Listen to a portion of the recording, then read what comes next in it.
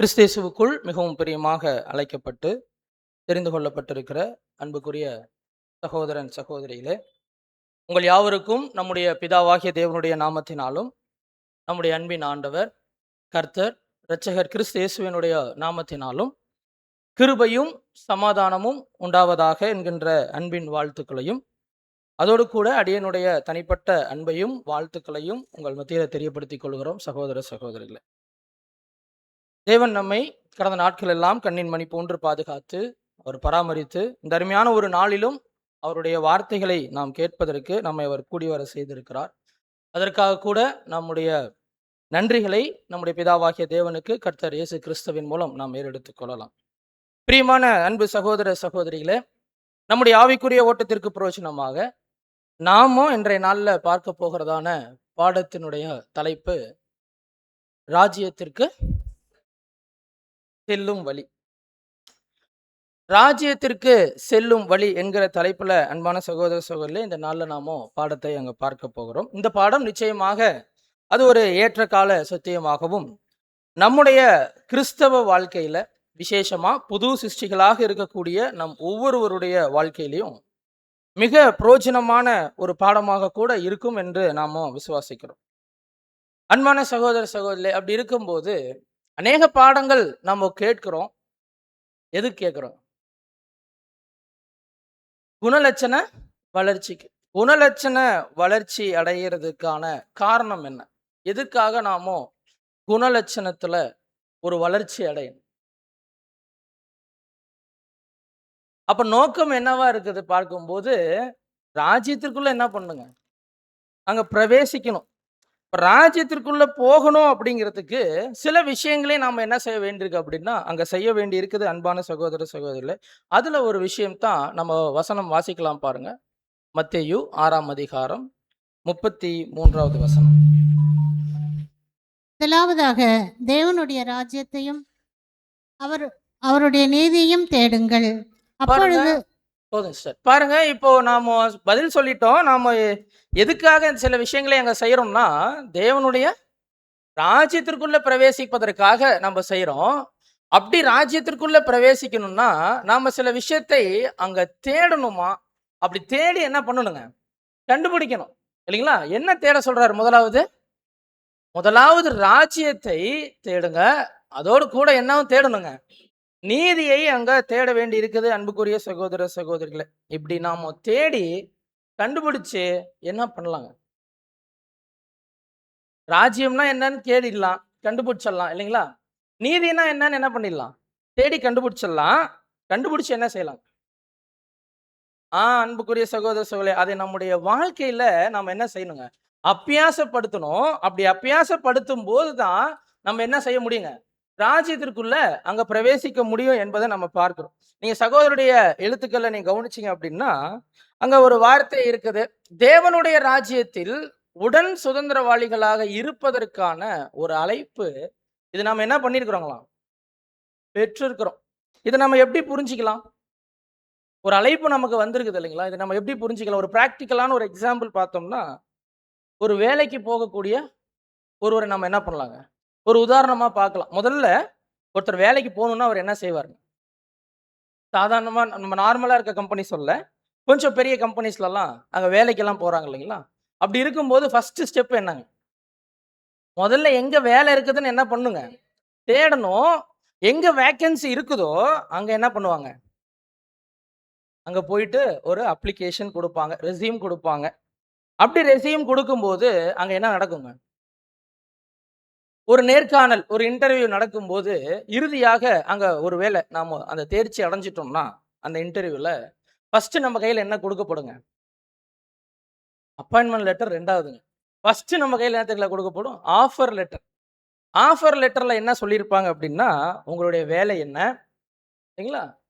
நீங்க எவ்வளோ சம்பளம் வாங்க போறீங்க? உங்களுக்கு கிடைக்க போகிறதான, நீங்க செய்ய போற வேலைக்கு உங்களுக்கு கிடைக்க போகிறதான பரிசு என்ன? இல்லைங்களா? இது எல்லா விவரங்களையும் என்ன பண்ணியிருப்பாங்க? அங்க சொல்லியிருப்பாங்க. கூடவே சில விஷயங்களும் இருக்கும். Do and do nots informations என்ன பண்ணியிருப்பாங்க? இருக்கும். எதை செய்யணும், எதை செய்யக்கூடாது, என்ன ரூல்ஸ் அண்ட் ரெகுலேஷன்ஸ் இருக்குது இந்த கம்பெனியில் நீங்கள் வேலை செய்யணும்னா அப்படின்னு இருக்கும். அப்போ இதை பார்த்த மாத்திரத்தில் அவர் என்ன செய்வாங்கன்னா, ஒரு தடவை அதை வாசிச்சு பார்த்துட்டு அதை ஒப்புக்கொண்டாங்கன்னா என்ன செய்வாங்க அடுத்து? அந்த ஆஃபர் லெட்டர்ல சைன் பண்றோம். அன்புக்குரிய சகோதர சகோதரிகளே, அப்படி ஆஃபர் லெட்டர்ல சைன் பண்ணி முடிச்சதுக்கு அப்புறம், நீங்க சொன்ன மாரி அப்பாயின்ட்மென்ட் லெட்டர் வாங்கணும்னா, சில விஷயங்களை அவங்க செய்ய வேண்டி இருக்குது. என்னென்ன விஷயம் பண்ணுங்க? பேசிக்கா ஒரு ஆதார் கார்டு சப்மிட் பண்ணணும் இல்லைங்களா? ஸ்கூல் சர்டிஃபிகேட், டிகிரீஸ சப்மிட் பண்ணணும். ஜெராக்ஸாவது சப்மிட் பண்ணணும். ஆமாவா இல்லைங்களா? இது மாரி சில ரெக்வயர்மென்ட்ஸ அந்த கம்பெனி என்ன பண்ணியிருப்பாங்கன்னா, அங்க வச்சிருப்பாங்க. இந்த ரெக்வயர்மென்ட்ஸ அவங்க என்ன செய்ய வேண்டியிருக்குன்னா, இது எல்லாத்தையும் அக்செப்ட் பண்ணிட்டு, அத சப்மிட் பண்ணாங்கன்னா, அப்போ உங்க கையில என்ன கொடுக்கப்படுங்க? அப்பாயின்ட்மென்ட் லெட்டர் கொடுக்கப்படும். அந்த அப்பாயின்ட்மென்ட் லெட்டர்ல என்ன இன்ஃபர்மேஷன் இருக்கும் தெரியுங்களா? எப்போ நீங்க வேலைக்கு சேரணும் அப்படின்ற இன்ஃபர்மேஷன் எப்பதான் குடுக்குங்க? ஆஃபர் லெட்டர்ல இருக்கிற எத செய்யணும், எத செய்யக்கூடாது, அங்க இருக்க வேண்டிய வழிமுறைகள் என்ன? இவைகளை நாம தெரிஞ்சுட்டு, அதை ஒப்புக்கொண்டு, அதை நாம சரியா செஞ்சு முடிச்சா தான், எதைய கையில வாங்க முடியுங்க? அப்பாயின்ட்மென்ட் லெட்டரே கையில வாங்க முடியும். அப்பாயின்ட்மென்ட் லெட்டர கையில வாங்கிட்டு, அதுக்கப்புறம் தான் வேலைக்கு அந்த சொல்லக்கூடிய நாள்ல, சொல்லக்கூடிய அந்த நேரத்துல சரியா என்ன செய்ய வேண்டியிருக்குங்க? அங்க போக வேண்டியிருக்குது அன்பான சகோதர சகோதரி. இதே உதாரணம் தான் நம்ம பார்க்கிறோம். ராஜ்யத்திற்குள்ள பிரவேசிப்பதற்கு கூட நம்ம என்ன செய்றோங்க? பார்க்கிறோம். நாம எல்லாரும் கூட என்ன பண்ணியிருக்கிறோம்? 1 வருஷம் தேவனுடைய வார்த்தைகளை அங்க கேட்டவர்களாக, உணர்ந்தவர்களாக, கையில போய் என்ன வாங்கிட்டு வந்தோங்க? ஆஃபர் லெட்டர் வாங்கணுமா இல்லைங்களா தேவன்ட்ட? தேவன் அழைப்பு குடுத்துட்டார். வாங்க சொல்லிட்டார். ஆஃபர் லெட்டர் இருக்குது. கன்ஃபார்ம் தான். ஆனா என்ன செய்ய வேண்டியிருக்குன்னா, சில நிபந்தனைகள் அங்க கொடுக்கப்பட்டிருக்குது. அந்த நிபந்தனைகளை நாம என்ன செய்ய வேண்டியிருக்குன்னா, அங்க நிறைவேற்ற வேண்டி இருக்குது. அப்படி நாம நிறைவேற்றி முடிச்சோம்னா, அப்ப தேவன் என்ன செய்வாருங்க? அப்போ அப்பாயின்ட்மென்ட் லெட்டர நம்ம கைகள்ல குடுக்கக்கூடியவராக அங்க இருப்பார் அன்புக்குரிய சகோதர, சகோதரி. அப்ப அழைப்பை பெற்றிருக்கக்கூடியவர்களாக இருக்கிற நாமோ, நம்முடைய ஆதார வசனத்தின்படி நாம தேடி கண்டுபிடிக்க வேண்டிய விஷயம் இருக்குது. அது என்னதுங்க? நீதி. இல்லைங்களா? இந்த நீதியை நாமோ அங்க தேடி கண்டுபிடிக்கணும். வசனம் வாசிக்கலாம் பாருங்க. ரோமர் 8ஆம் அதிகாரம் 29 வசனம். தம்முடைய குமாரன் அநேக சகோதரருக்குள்ளே முதல் பேரானவராய் இருக்கும் பொருட்டு ம். தேவன் எவர்களை முன்னறிந்தாரோ அவர்களை தமது குமாரனுடைய சாயலுக்கு ஒப்பாய் இருப்பதற்கு முன்குறித்திருக்கிறார். பாருங்க அன்பான சகோதர, சகோதரிகளே. இது 1,44,000 குறித்து அங்க பேசக்கூடிய ஒரு வசன பகுதிகளாக அங்க காணப்படுது. அப்படி இருக்கும்போது தேவன் என்ன பண்ணியிருக்கிறாருன்னா, அங்க முன்குறிச்சு வச்சிருக்கிறாரு. அதற்கே உண்டான தகுதிகளை நீங்க ஆரம்பத்துல சொன்னது போல அந்த குணலட்சணங்களை நம்ம செலுத்த வேண்டிய பலியை அது செலுத்த வேண்டியது யார் கையில இருக்குதுங்க? நம்முடைய கையில இருக்குது. எப்படி செலுத்தணும்? அது தேவனுடைய நீதியின்படி என்ன செய்ய வேண்டியிருக்குன்னா, அங்க செலுத்த வேண்டி இருக்குது அன்பான சகோதர, சகோதரிகளே. இன்னொரு வசனம் கூட வாசிக்கலாம் பாருங்க. இந்த நீதி எப்படிப்பட்ட ஒரு காரியமாக இருக்குது அப்படின்னு வாசிக்கலாம். சங்கீதம் 89ஆம் அதிகாரம் 14வது வசனம். நீதியும் நியாயமும் உம்முடைய சிங்காசனத்தின் ஆதாரம். கிருபையும் சத்தியமும் உமக்கு முன்பாக நடக்கும். பாருங்க இங்க தேவனுடைய நீதியை குறித்து அங்க பேசியிருக்கிறான். அப்ப நம்ம தேவனுடைய நீதியை பார்க்கிறதுக்கு முன்னாடி, நீதினா என்னன்னு பண்ணுங்க தெரிஞ்சுக்கணும். நீதினா என்னதுங்க? நீதி அப்படின்னா என்னது? நீதி அப்படின்னா இன்னொரு வார்த்தையில எப்படி சொல்லலாம்? சரியான விஷயம் சொல்லலாம் இல்லைங்களா? இப்ப எது சரியான விஷயம்? நான் என்னெல்லாம் பண்றேனோ அதெல்லாம் எப்படிங்க எனக்கு சரியான விஷயம் இல்லைங்களா? நீங்க எதெல்லாம் பண்றீங்களோ அது எப்படிங்க உங்களுக்கு சரியான விஷயம் அப்படிங்களா? அப்படித்தான் இந்த உலகம் என்ன பண்ணுதுங்க இருக்குது. இங்க நீதி அப்படின்னும் போது ஒவ்வொருவருக்கும் என்ன செய்யப்படுதுன்னா ஒரு நீதி இருக்குது. அதே போல இவங்க எல்லாவற்றிற்கும் மேலாக நம்முடைய தேவனிடத்துல இருக்கக்கூடிய நீதி அது எப்படி இருக்குன்னு பார்க்கும்போது அவருடைய சிங்காசனத்திற்கு எப்படி இருக்குதுங்களாம் ஆதாரமாய் அங்க இருக்குது என்பதை நம்ம பார்க்கிறோம் அன்பான சகோதர சகோதரி. அப்ப என்ன செய்யறாரு அவருடைய நீதி அது என்ன பண்ணுது அப்படின்னு பார்க்கும்போது ஒருவருக்கு ஒரு மாதிரியும் இன்னொருக்கு இன்னொரு விதமாகவும் என்ன செய்யறது இல்லைங்க தேவனுடைய நீதி இருக்கிறது இல்ல. நாம் வேணா என்ன செஞ்சிடலாங்க மாம்சத்தில் இருக்கக்கூடியவர்களாக இருக்கிற நாமோ எப்படி பார்த்துடலாம்னா ஒருவேளை சில காரியங்கள் நம்ம கடந்து வரும்போது இந்த நீதி என்பது எப்படி வந்துரும்னா சில நேரங்கள்ல எப்படி இருக்குங்க ரொம்ப கடுமையானதாக இருக்கும். சில நேரங்கள்ல எப்படி இருக்குங்க இது மாம்சத்துல இருக்கக்கூடிய நபர்கள் அங்க செய்யக்கூடிய காரியம். ஆனா தேவனுடைய நீதி எப்படி இருக்கும்னா அத ஆங்கிலத்துல சொல்லும்போது ஈக்குவாலிட்டி ஜஸ்டிஸ்ன்னு சொல்லுவாங்க. சரியாக எல்லாருக்கும் சமமாக ஒரே மாதிரி என்ன பண்றாருங்க, அங்க நீதியை அங்க செய்யக்கூடியவராக நம்முடைய தேவன் இருக்கிறார். நீங்க இன்னொரு வசனம் வாசிக்கலாம் பாருங்க. என்னாகமம் 14ஆம் அதிகாரம் 17 வசனம். ஆகையால் கர்த்தர் நீடிய சாந்தமும் மிகுந்த கிருபையும் உள்ளவர் என்றும் அக்கிரமத்தையும் மீறுதலையும் மன்னிக்கிறவர் என்றும். போதுங்க சிஸ்டர். இதை நாம கவனிக்கும் போது இந்த வசனத்துல அநேக நேரங்கள்ல நம்ம என்ன பண்றோம்னா, இதோட நிறுத்திக்குவோங்க இல்லைங்களா?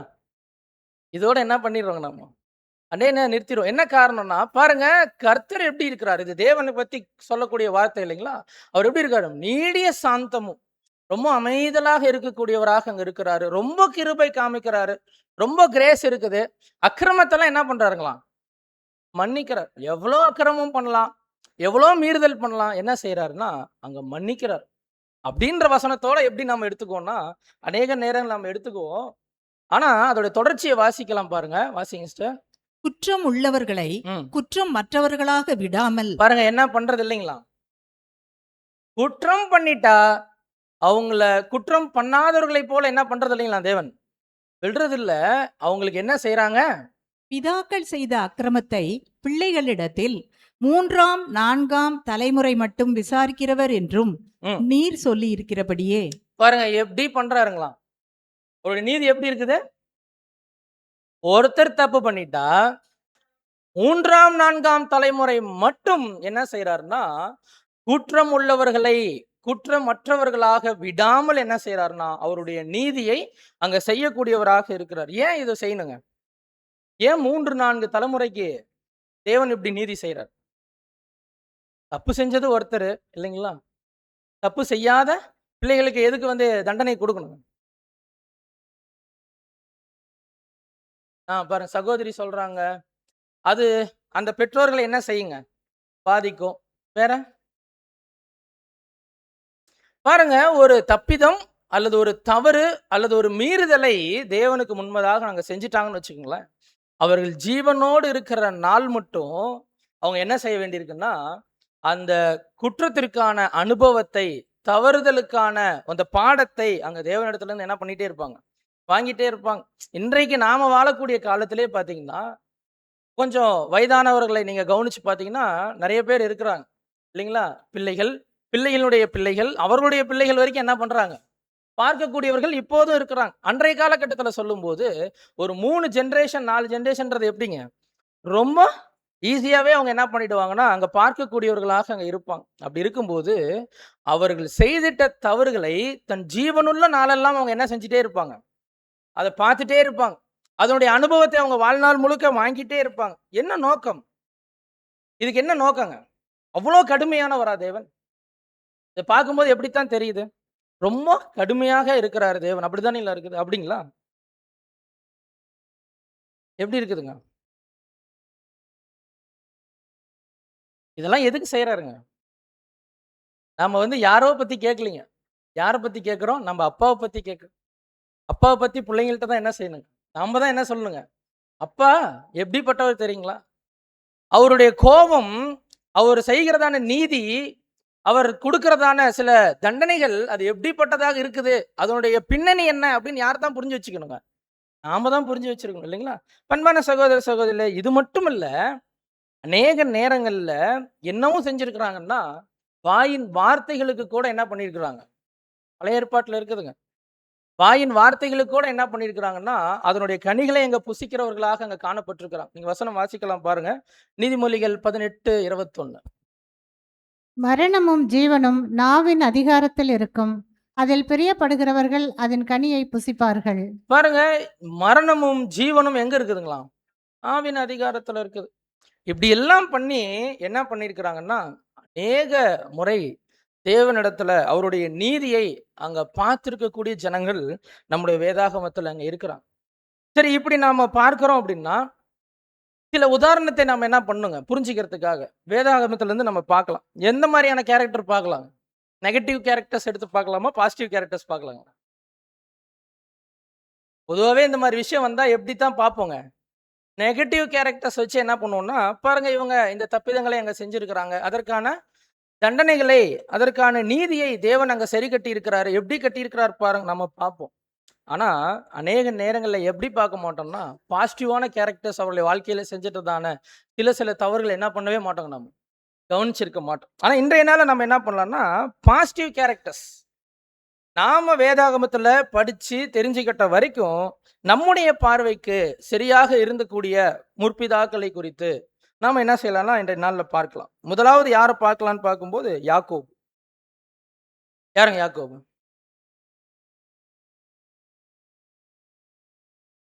ஈசாக்கினுடைய மகன். எத்தனாவது மகன்ங்க? அதுதான் ரொம்ப பெரிய கோலம். 2வது மகன் இல்லைங்களா? அன்பான சகோதரர்களே. அப்போ யாக்கோபு அவர் என்ன பண்ணியிருக்கிறாருங்க? ரொம்ப பாசிட்டிவான கேரக்டர் தான். ஆனா என்ன செஞ்சிருக்கிறாரு அவருடைய வாழ்க்கையிலன்னு பார்க்கும்போது, மிகப்பெரிய ஒரு தவற என்ன பண்ணிட்டாருங்க? அங்க செஞ்சுட்டார். என்ன தவறு செஞ்சார்? என்னங்க சிஸ்டர்? ஆ பாருங்க. அருமையான ஒரு பதில். அவர் என்ன பண்ணிட்டாங்கன்னா, ஏசாக்கு கிடைக்க வேண்டிய அந்த ஆசீர்வாதத்தை யாரு போய் வாங்குறா? யாக்கோபு போய் வாங்குறார். எப்படி வாங்குறாருன்னு பார்க்கும்போது, கிட்டத்தட்ட ஏசா சும்மா இல்லைங்க. மன்னிக்கணும். ஈசாக்கு சும்மா இல்லைங்க. கொஸ்டின் மேல கொஸ்டின் கேட்டுட்டே இருக்கிறார். யாக்கோபா, ஏசாவான்னு கன்ஃபார்ம் பண்றதுக்கு என்ன பண்றாருங்க? கேட்டுட்டே இருக்காரு. ஒவ்வொரு முறை கேட்கும்போது என்ன பண்றாருன்னு பார்க்கும்போது, அங்க இல்ல நான் தான் யாருங்க? ஏசா என்பதை அங்க பொய்யா என்ன பண்ணிட்டே இருக்காருன்னா, சொல்லக்கூடியவராக இருக்கிறார். நீங்க வசன பகுதிகளை நீங்க வாசிக்கணும்னா, நீங்க ஆதியாகமம் 27ஆம் அதிகாரத்துல 19, 20 மற்றும் 24 ஆகிய 3 வசனங்களை நீங்க கவனிக்கலாம். 3 முறை என்ன செஞ்சிருப்பாருன்னா, அங்க கேள்விகள் கேட்கப்பட்டிருக்கும். 3 முறையும் என்ன செஞ்சிருப்பாருன்னா, அவர் பொய் சொல்லியிருப்பார். இது சரியா? தப்புங்களா? யாக்கோபு செய்தது சரியா? தப்புங்களா? அந்த ஆசீர்வாதத்திற்கு சுதந்திரவாளியாக இருப்பதற்கு தீர்க்க தரிசனம் அங்க உரைக்கப்பட்டிருந்துச்சு. ஆமாவா? இல்லைங்களா? அது யாருக்கு தான் போய் சேர வேண்டியிருந்துச்சுங்க? யாருக்கு? யாக்கோபுக்கு தான். இல்லைங்களா? அது யாக்கோபினுடைய ஆசீர்வாதம் தான்.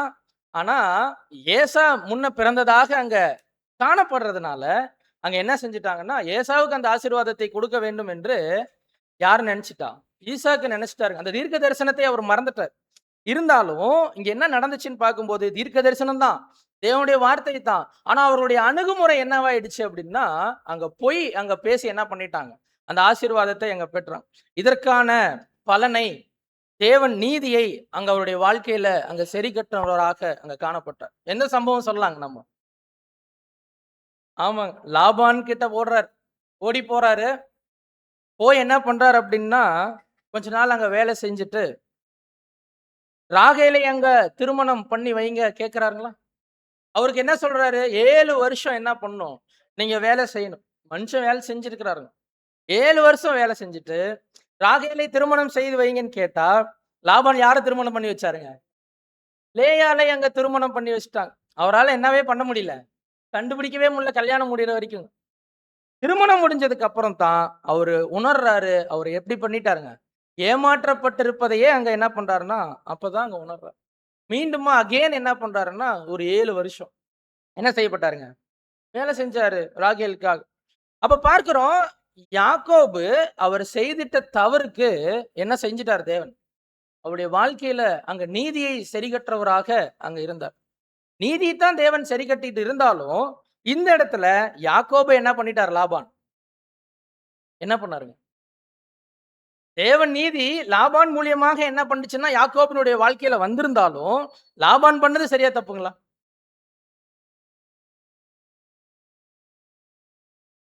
ஏமாத்துனாரா இல்லைங்களா அவரு? ஏமாத்துறது தப்பா இல்லைங்களா?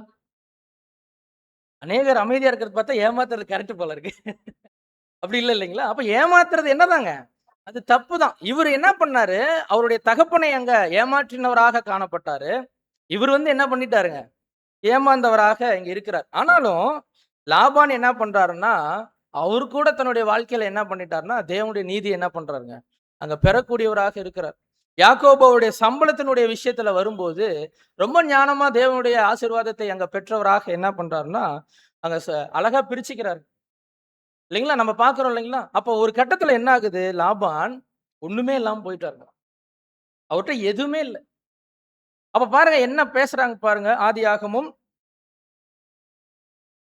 30ஆம் அதிகாரம் 33வது வசனம்.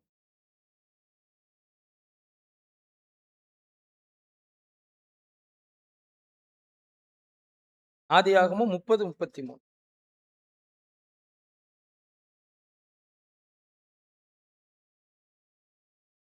அப்படியே அப்படியே இனிமேல் என் சம்பளமாகிய இவற்றை நீர் பார்வையிடும்போது என் நீதி விளங்கும்.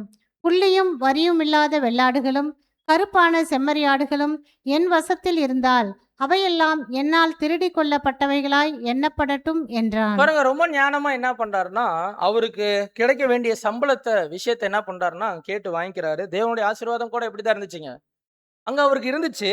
அதனால என்ன ஆச்சுன்னா, அவர் அந்த ஆசீர்வாதத்தை பெற்றவராக இருந்தார். லாபான் அதான் சொல்லும்போது என்ன ஆயிட்டாருங்க, ஒரு கட்டத்துல ரொம்ப ஒரு மாதிரி மோசமான நிலைமைக்கு போயிட்டாரு. ஒண்ணுமே தேரலைங்க. அப்படி இருக்கும்போது நீங்க வாசிக்கலாம் பாருங்க, 31ஆம் அதிகாரம் 1-2 வசனம். பின்பு லாபானுடைய குமாரர், ம், எங்கள் தகப்பனுக்கு உண்டானவைகள் யாவையும் யாக்கோபு எடுத்துக்கொண்டான் என்றும் எங்கள் தகப்பனுடைய பொருளினாலே இந்த செல்வத்தை எல்லாம் அடைந்தான் என்றும் ம். சொன்ன வார்த்தைகளை யாக்கோபு கேட்டான். லாபானின் முகத்தை யாக்கோபு பார்த்தபோது அது நேற்று முந்தை நாள் இருந்தது போல இராமல் பாருங்க, அவர் மூஞ்செல்லாம் எப்படி வேறுபட்டிருப்பதை ஆகி போச்சுங்களா? வேற மாதிரி ஆயிடுச்சுங்களா? ஒரு மாதிரி சிரிச்சு கூட பேசல. மனுஷன் ஒரு மாதிரி போயிட்டு ஒரு மாதிரி வந்துட்டு என்ன பண்ணிருக்காருங்க, இருந்திருக்கிறாரு. என்ன காரணம்னா, ஒட்டுமொத்த குடும்பமா இப்ப என்ன பண்ண ஆரம்பிச்சிட்டாங்கன்னா, புலம்புறாங்க அவங்க. இல்லைங்களா? ஏன்னா ஒண்ணுமே இல்லாம அங்க போகக்கூடிய ஒரு நிலைமை அங்க வருது. அன்புக்குரிய சகோதர சகோதரிகளே, இப்படியாக லாபானுடைய விஷயத்துல கூட தேவன் என்ன பண்ணிருக்காருங்க, நீதியை எங்க சரி கட்டக்கூடியவராக இருந்தார். ஒரு கதாபாத்திரம் இருக்கிறாங்க, ரெபேக்காள். ரெபேக்காள் தான் என்ன பண்ணாங்க ஃபர்ஸ்ட்? யாக்கோபு போயிட்டு நான் ஏசாவுடைய ஆசீர்வாதத்தை வாங்கிக்கிறேன் அப்படின்னு போய் கேட்டாருங்களா? கேட்கல. அப்ப முதலாவது இந்த ஐடியாவை பண்ணி அவர் கையில கொடுத்ததே யாருதாங்க? ரெபேக்காள் தான், இல்லைங்களா?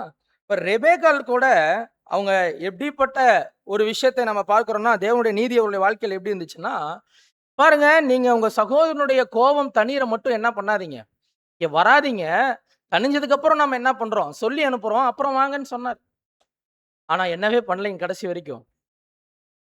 ரெபேக்காள் இருக்கிற வரைக்கும் யாக்கோபு மீண்டும் வந்து ரெபேக்காளை பார்த்த மாதிரி எந்த ஒரு வசன ஆதாரங்களும் என்ன இல்லைங்க, வேதத்துல இல்ல. அன்புக்குரிய சகோதர சகோதரிகளே, நீங்க கவனிச்சீங்கன்னா ஆதியாகமம் 31:41 மற்றும் ஆதியாகமம் 35வது வசனத்துல அதிகாரத்துல 27, 29ல பாத்தீங்கன்னா, ஏசா அங்க என்ன பண்றாருன்னா, ஈசாக்கினுடைய அந்த மரணத்தின் போது இந்த 2 பேரும் வந்து என்ன பண்றாங்கன்னா, அங்க உள்ள வந்து என்ன செய்யறாங்கன்னா, அந்த இறுதியான காரியங்களை அங்க செய்யக்கூடியவர்களா இருக்கிறாங்க. அப்ப கூட யாருடைய பெயர் அங்க இல்லைங்க, ரெபேக்காளுடைய பெயர் என்னவே இல்லைன்னா அங்க இல்லவே இல்லை. அதாவது என்னைக்கு தன்னுடைய மகன்கிட்ட தவறை சொல்லி கொடுத்து இப்படியாக என்ன பண்ணுங்க, போய் நீங்க சொல்லி அந்த ஆசீர்வாதத்தை பெற்றுக்கொள்ளுங்கள்னு சொன்னாங்களோ, அன்னியிலிருந்து என்னவே பண்ணலைங்களாம், அவங்க அவருடைய குமாரனை பார்க்கவே இல்லை. அன்பான சகோதர சகோதரிகளே, ஆனா இதை குறித்து நம்முடைய மூத்த சகோதரர்கள் எழுத்துக்கள்ல ரெபேக்காளினுடைய காரியங்களை நாம வாசிக்க முயற்சி பண்ணோம் அப்படின்னா, நேரடியா எந்த ஒரு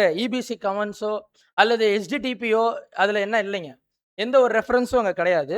மாறாக நம்முடைய சபையினுடைய தூதர்கள்ல ஒருவராக இருக்கக்கூடிய மார்ட்டின் லூத்தர் அவருடைய புத்தகங்களை நம்ம பார்க்கும்போது இங்க ரெபேக்காலை குறித்ததான காரியங்கள் அவர் பேசியிருக்கிறாரு. அது வால்யூம் 5ல சாப்டர் 26 to 33ல பேஜ் நம்பர் 114ல, மன்னிக்கணும், பேஜ் நம்பர் தப்பா இருக்கு, பேஜ் நம்பர் 114ல இருந்து 118 வரைக்கும் இருக்கக்கூடிய பகுதிகளில் நம்ம பார்க்க முடியுது. என்ன சொல்றாங்கன்னா, ரெபேக்காள் அந்த தீர்க்க தரிசனத்தின் மேல வச்சிட்டதான அதிகப்படியான நம்பிக்கையினால அவங்க என்ன பண்ணியிருந்தாங்கன்னா, அந்த விஷயத்தை அங்க செஞ்சிருந்தாங்க. இருந்தாலும் அணுகுமுறை எப்படித்தான் இருக்குதுங்க, அங்க தவறாத்தான் அங்க காணப்படுது என்பதை அங்க பதிவு பண்றாங்க. அன்புக்குரிய சகோதர சகோதரி, இந்த சம்பவங்கள் முடிஞ்சதுக்கு அப்புறம் ஒரு கதாபாத்திரம் இருக்கிறாங்க. அது யாருன்னா ராகேல். ராகேல் யாருங்க? யாக்கோபினுடைய அவர் முதலாவது திருமணம் செய்யணும்னு நினைச்ச 2வது மனைவிங்களா? கரெக்ட். அப்ப அன்பான சகோதர சகோதரி, அவங்க என்ன பண்றாங்க அப்படின்னு பார்க்கும்போது, அங்க லாபானுடைய வீட்டிலிருந்து எல்லாரும் கிளம்புறாங்க. கிளம்பி வரும்போது இவங்க கூடவே என்ன பண்ணிட்டு வந்தாங்க, சொரூபத்தை விக்கிரகங்களை அங்க கொண்டு வரக்கூடியவர்களாக காணப்பட்டாங்க. இதை பத்தி நம்ம பார்க்கும்போது அது ஏதோ ஒரு சும்மா இருக்கக்கூடிய சொரூபம் அந்த மாதிரி இல்லை. அவருடைய குடும்பத்திற்கான அந்த சொரூபம், அவங்களுடைய குல தெய்வங்களாக அங்க என்ன பண்ணிருக்குது, அது இருந்திருக்குது. அதை என்ன பண்ணலன்னா அவங்களுக்கு விட்டுட்டு போக மனசு வரல. அவருடைய சகோதரனை அங்க ஏமாற்றுகிறவராக அங்க என்ன பண்றாங்கன்னா அந்த சொரூபங்களை அங்க எடுத்துட்டு வந்து மறைச்சு வைக்கிறாங்க. இப்ப லாபான் வந்து கேட்கிறாரு யாக்கோபு கிட்ட, இந்த மாதிரி எங்களுடைய பொருட்களை எல்லாம் எடுத்துட்டு என்ன பண்றீங்க, அங்க போயிட்டு இருக்கிறீங்களான்னு கேட்கும்போது இவர் என்ன சொல்றாருன்னா, அப்படி என்ன பண்ணலை நாங்க நாங்க செய்யல. ஏன் ஏன் சொல்றாரு அப்படி? ஏன்னா யாக்கோபுக்கு என்ன பண்ணாதுங்க தெரியாது. தெரியாததுனால அவர் என்ன சொல்றாருன்னா, இல்ல அப்படி நாங்க பண்ணல. ஒருவேளை உம்முடைய பொருட்கள்ல ஏதாவது என்னுடைய வேலையாட்கள்கிட்டயோ எங்கேயாவது இருந்துச்சுன்னா நீங்க என்ன பண்ணுங்க, என்ன செய்ய சொன்னா தெரியுங்களா, நான் உங்களை கொன்று போட்டுருங்க, அவங்க உயிரோடவே இருக்க வேண்டாம் அப்படின்ற வார்த்தைய அங்க விட்டுற பாருங்க. அவருடைய வாயின் வார்த்தை அது கூட என்ன ஆயிடுச்சு அப்படின்னு சொல்லி பார்க்கும்போது, அன்புக்குரிய சகோதர சகோதரிலே, பின்னாடி நாட்கள்ல அங்க நடக்கக்கூடிய விஷயங்களா இருக்குது. என்ன நடந்துச்சு ராகேல் கிட்ட? எல்லா கூடாரத்தையும் என்ன பண்றாருன்னா அங்க லாபான் செக் பண்றாரு. அவருடைய வேலையாட்களுடைய கூடாரங்கள், மற்ற கூடாரங்கள் எல்லாம் அங்க செக் பண்ணிட்டு ராகேலுடைய கூடாரத்திற்குள்ள வரும்போது ராகேல் என்ன சொன்னாங்க, என்ன சொன்னாங்க? அந்த ஒட்டுமொத்த சொரூபத்தையும் எடுத்து அந்த ஒட்டகத்திற்கு வைக்கக்கூடிய இடத்துல அது என்ன பண்றாங்கன்னா எல்லாத்தையும் வச்சுட்டு அது மேல உட்கார்ந்துக்கிறான் இல்லைங்களா? உட்கார்ந்து என்ன சொன்னாங்க? வசனம் வாசிக்கலாம் பாருங்க. ஆதியாகமம் 31:34. ராகேல் அந்த சுரூபங்களை எடுத்து ம். ஒட்டக சேணத்தின் கீழ் வைத்து ம். அதன் மேல் உட்கார்ந்திருந்தாள். ம். லாபான் கூடாரம் எங்கும் தடவி பார்த்தும் அவைகளை கண்டுபிடிக்கவில்லை. ம். அவள் தன் தகப்பனை நோக்கி, அடுத்து வாசிங்க சிஸ்டர். 35. ம். என் ஆண்டவனாகிய உமக்கு முன்பாக நான் எழுந்திராததை குறித்து கோபம் கொள்ள வேண்டாம். ம்.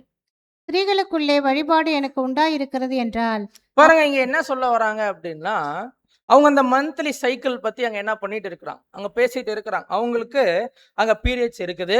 அதனால என்ன செய்ய முடியாதுங்க, என்னால எஞ்சி வர முடியாது, தப்பா நினைச்சுக்காதீங்க சொல்லிட்டு அங்க அதன் மேல அங்க அமர்ந்து இருக்கக்கூடியவர்களாக அங்க பார்க்கிறாங்க. அதனால என்ன செய்ய முடியலன்னா லாபான் அந்த விஷயத்தை கண்டுபிடிக்க முடியல.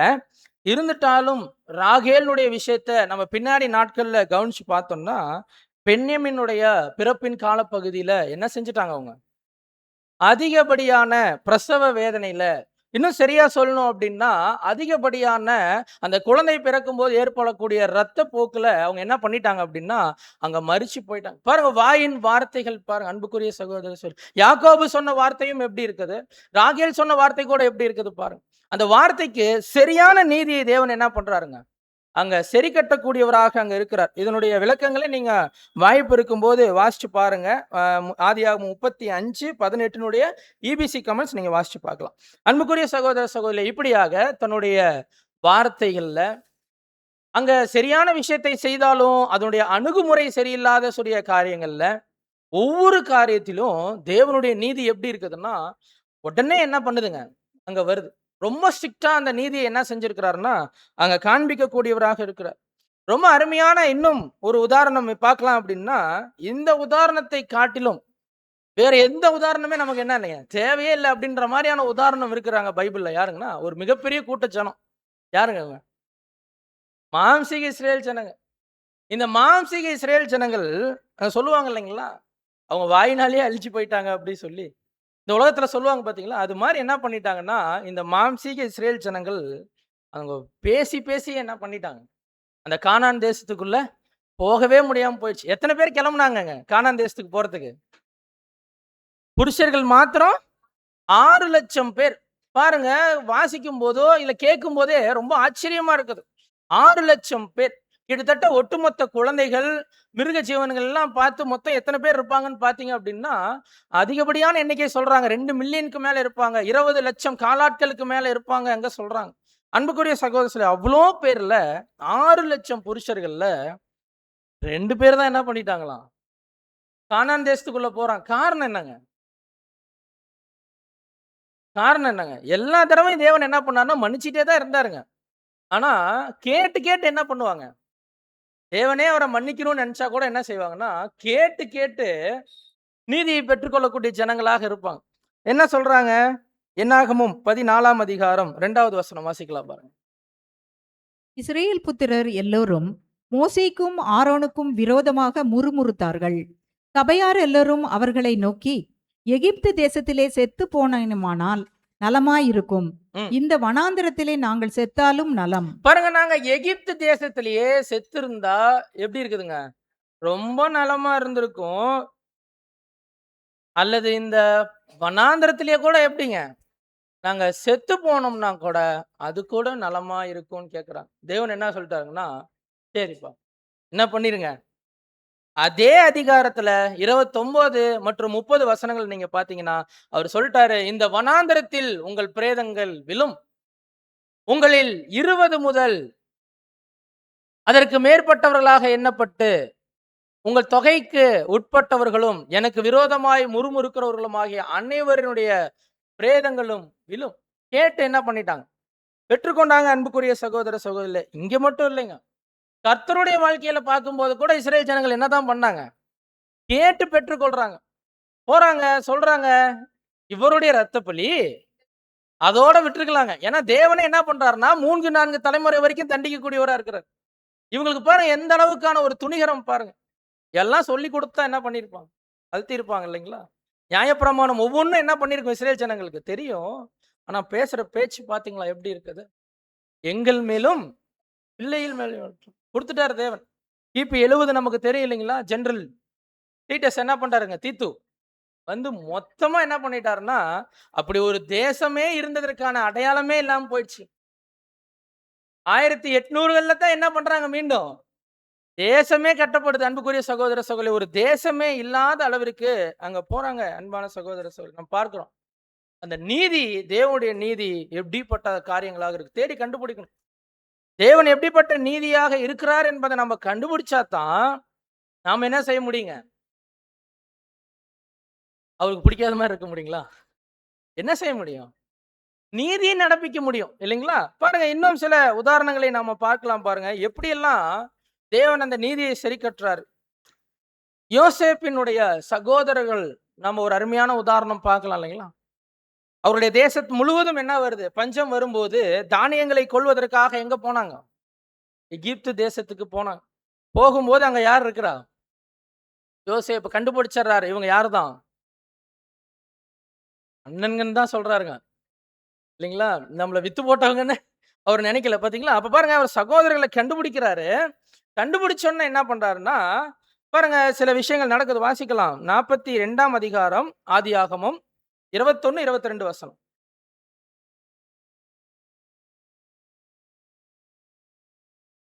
42, 21, 22. நம்முடைய சகோதரனுக்கு நாம் செய்த துரோகம் நம்மேல் சுமந்தது. அவன் நம்மை கெஞ்சி வேண்டிக் கொண்டபோது அவனுடைய மன வியாகுலத்தை நாம் கண்டும் பாருங்க, யோசேப்பு தான் அங்க என்ன பண்ணிட்டு இருக்கிறாருன்னா, சகோதரர்களை வச்சு என்ன பண்றாருங்க? இந்த தானியங்களை அங்க வாங்க வரும்போது, நீங்க யாரு? வேவுக்காரர்கள் நீங்க அப்படி போய் பேசுறாரு. இல்லைங்க, நாங்க வேவுக்காரர் இல்லைங்க அப்படின்னு அவருக்கு தெரியும். சகோதரர் தான் தெரியும். ஆனா என்ன பண்றாருங்க? அப்படி சொல்றாரு. அப்படி சொல்லும்போது இவங்க சொல்றாங்க, நாங்க மொத்தம் 12 பேரு. அதுல ஒருத்தர் காணாம போயிட்டாரு. இன்னொருத்தர் என்ன பண்றாருங்க? அப்பா கூட இருக்கிறாரு. மிச்சம் மட்டும் நாங்க என்ன பண்ணிருக்கோம்? வந்திருக்கிறோம் சொல்லும்போது, நீங்க என்ன பண்ணுங்க? உங்கள்ல யாராவது ஒருத்தரை இங்க விட்டுட்டு போய் என்ன பண்ணுங்க? உங்க சகோதரர் அப்பா கிட்ட இருக்காரு இல்லைங்களா? அவரை கூட்டிட்டு வாங்க. அப்போ நம்ம என்ன பண்றோம்? நீங்க வேவுக்காரர் இல்ல என்பதை நாம புரிஞ்சுக்கிறோம் அப்படின்னு சொல்லும்போது, ரூபன் தான் என்ன பண்றாருங்க? முதல்ல அங்க கன்ஃபஸ் பண்றார். அவருடைய தவறுகளை உணர்றார் இல்லைங்களா? தேவன் என்ன செய்யறது இல்லைன்னா, ஒருவருடைய தவறுகளை அவர்கள் உணர்ற வரைக்கும் அவருடைய நீதி என்ன பண்ணிட்டே இருக்கிறாருங்க? அங்க சரி கட்டி கொண்டே இருக்கிறார். அன்புக்குரிய சகோதர சகோதரி, பாருங்க, உணர்ந்து சொல்றாங்க, நம்முடைய சகோதரனுக்கு நாம் செய்த துரோகம் நம்மேல் என்ன பண்ணிடுச்சுங்க? வந்துருச்சு. அவன் நம்மை கெஞ்சி கேட்டுக்கொண்ட போது அவனுடைய மன வியாகுலத்தை நாம் கண்டும் அவனுக்கு செவி கொடாமல் போனோமே, ஆகையால் இந்த ஆபத்து நமக்கு நேரிட்டது. பாருங்க அன்பான சகோதர சொல்லி, எப்படி அந்த உணர்ந்து அதை அங்க பேசக்கூடியவர்களா இருக்கிறாங்க பாருங்க. அதை உணர்ற வரைக்கும் தேவன் என்ன பண்றது இல்லைங்க? வெல்றது இல்ல. இன்னொரு உதாரணம் பார்க்கலாம்னா, ரொம்ப அருமையான ஒரு உதாரணம் தாவீது. தாவீதுனுடைய வாழ்க்கையில நாம தெரிஞ்சுக்கிட்ட ஒரே ஒரு தவறு, ஒரு மிகப்பெரிய தவறு ஒண்ணு பண்ணிட்டாருன்னா என்ன சொல்லலாங்க? பத்சேபாள். இன்னொரு தவறு கூட இருக்குது. என்னதுங்க? தொகையிடக்கூடிய காரியம் அங்க இருக்குது. ஆனா நாம இன்னைக்கு பார்க்கிறது பத்சேபாளுடைய விஷயம். பத்சேபாளுடைய விஷயத்துல அவர் பார்க்கும்போது அந்த ஒரு குற்றத்தை அவர் பண்ணுனது போல அவருக்கான உணர்வே என்ன பண்ணலைங்க, அங்க இல்ல. அப்பதான் யாரு வரா? நாத்தான் வரா. நாத்தான் வந்துட்டு பேசுறாரு பாருங்க. 2 சாமுவேல் 12ஆம் அதிகாரம் 1 முதல் 4 வசனங்கள்.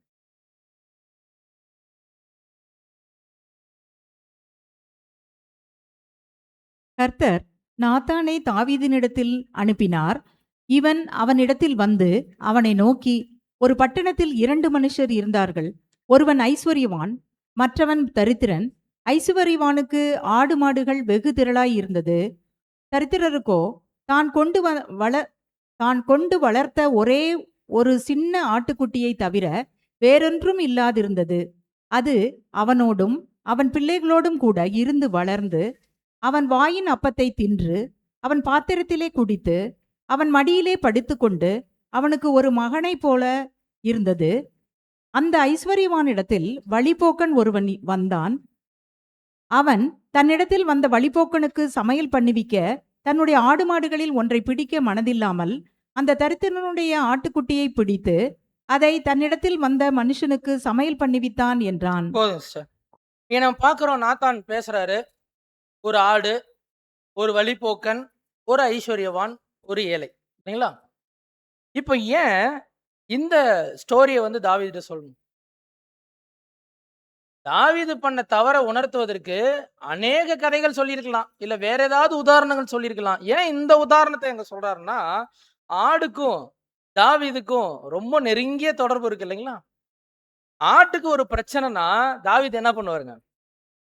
சிங்கம்னாலும் பார்க்க மாட்டாரு, கரடினாலும் பார்க்க மாட்டாரு. அவரே சொல்றாரு இல்லைங்களா? 1 சாமுவேல் 17ஆம் அதிகாரத்துல 34 முதல் 36 வசனங்கள் நீங்க வாய்ப்பு இருக்கும்போது பின்னாடி நீங்க வாசிச்சு பாருங்க. அங்க போய் சொல்றாரு, ஒரு தடவை என்னுடைய ஆட்டு மந்தைக்குள்ள கரடி வந்துச்சு, சிங்கம் வந்துச்சு. நாங்க என்ன பண்ணோம் தெரியுங்களா? தொடர்ந்து போய் பிடிச்சு அதை நான் கொன்று போட்டேன். அங்க சொல்லக்கூடியவரா காண போறார். ஆட்டுக்கு ஒரு பிரச்சனைனா தாவீது என்ன பண்ண மாட்டாருங்க? ஆமாங்க. அவர் ராஜாவான பின்னும் அந்த தொடர்பு அவரோடு கூட என்ன பண்ணிட்டே இருந்துச்சுன்னா இருந்துச்சு. பாருங்க, அவர் உணரத்தக்கதாக நாத்தானுடைய அந்த பேச்சு என்ன பண்ணுச்சுன்னா அங்க இருந்துச்சு. அன்புக்குரிய சகோதர சகோதரி, அநேக நேரங்கள்ல நம்ம கூட எப்படித்தான் பண்ணணும்னு சொல்றாருன்னா, ஏதாவது ஒரு தவறுகளை, தப்பிதங்களை எங்கேயாவது நாம ஒரு அன்பின் நிமித்தம் அங்க ஒருவருக்கு நாம சுட்டி காட்ட நினைச்சிட்டோம்னா, அதை எப்படி சொல்லணும்னா அவர்கள் உணரத்தக்கதா என்ன பண்ணுங்களாம் அங்க சொல்லணும். மாறாக அங்க சகோதரர் சொல்லும்போது எப்படி சொல்றாருன்னா, நிறைய நேரத்துல என்ன பண்ணிடுவோம்னா டென்ஷன் பண்ணி விட்டு வந்துருவோம். சகோதரர் சொல்றாருங்க, போய் புரிய வச்சு இப்படித்தான் இருக்குது தேவனுடைய வார்த்தை அப்படி சொல்லாம என்ன ஆயிரும்னா டென்ஷன் பண்ணி விட்டு வந்துருவாங்களாம். அப்ப என்ன சொல்ற, ரொம்ப ஞானத்தோடு கூட அங்க என்ன பண்ணணும்னா ஒவ்வொரு காரியத்தையும் அங்க அணுகிறது ரொம்ப முக்கியம் என்று அங்க சொல்றாரு. அன்புக்குரிய சகோதரர் சொல்லி பாருங்க. இப்போ இந்த கதையை சொல்றாரு, சொல்லி முடிச்ச உடனே தாவீது என்னதான் ஆயிருப்பாருங்க? கோபம் ஆயிட்டாருங்க. அந்த கோபம் எந்த அளவுக்கு அதிகமான கோபம் பார்க்கும்போது அவரு வாயாலேயே அவருக்கு வர வேண்டிய தீர்ப்பை அவர் என்ன பண்ணாருன்னா அங்க சொன்னார். அன்புக்குரிய சகோதரர் சொல்லி வாசிக்கலாம் பாருங்க. 2 சாமுவேல் 12:6. அவன் இரக்கமற்றவனாயிருந்து இந்த காரியத்தை செய்தபடியினால் அந்த ஆட்டுக்குட்டிக்காக நாளத்தனை திரும்ப செலுத்த வேண்டும் என்றான். பாருங்க என்ன பண்ணுங்களாம், ஒரு ஆடுக்கு என்ன பண்ணிட்டாருங்க? 4 ஆடு. அடுத்த வசனம் கூட வாசிங்க சிஸ்டர். மரணமும் ஜீவனும் 12:7.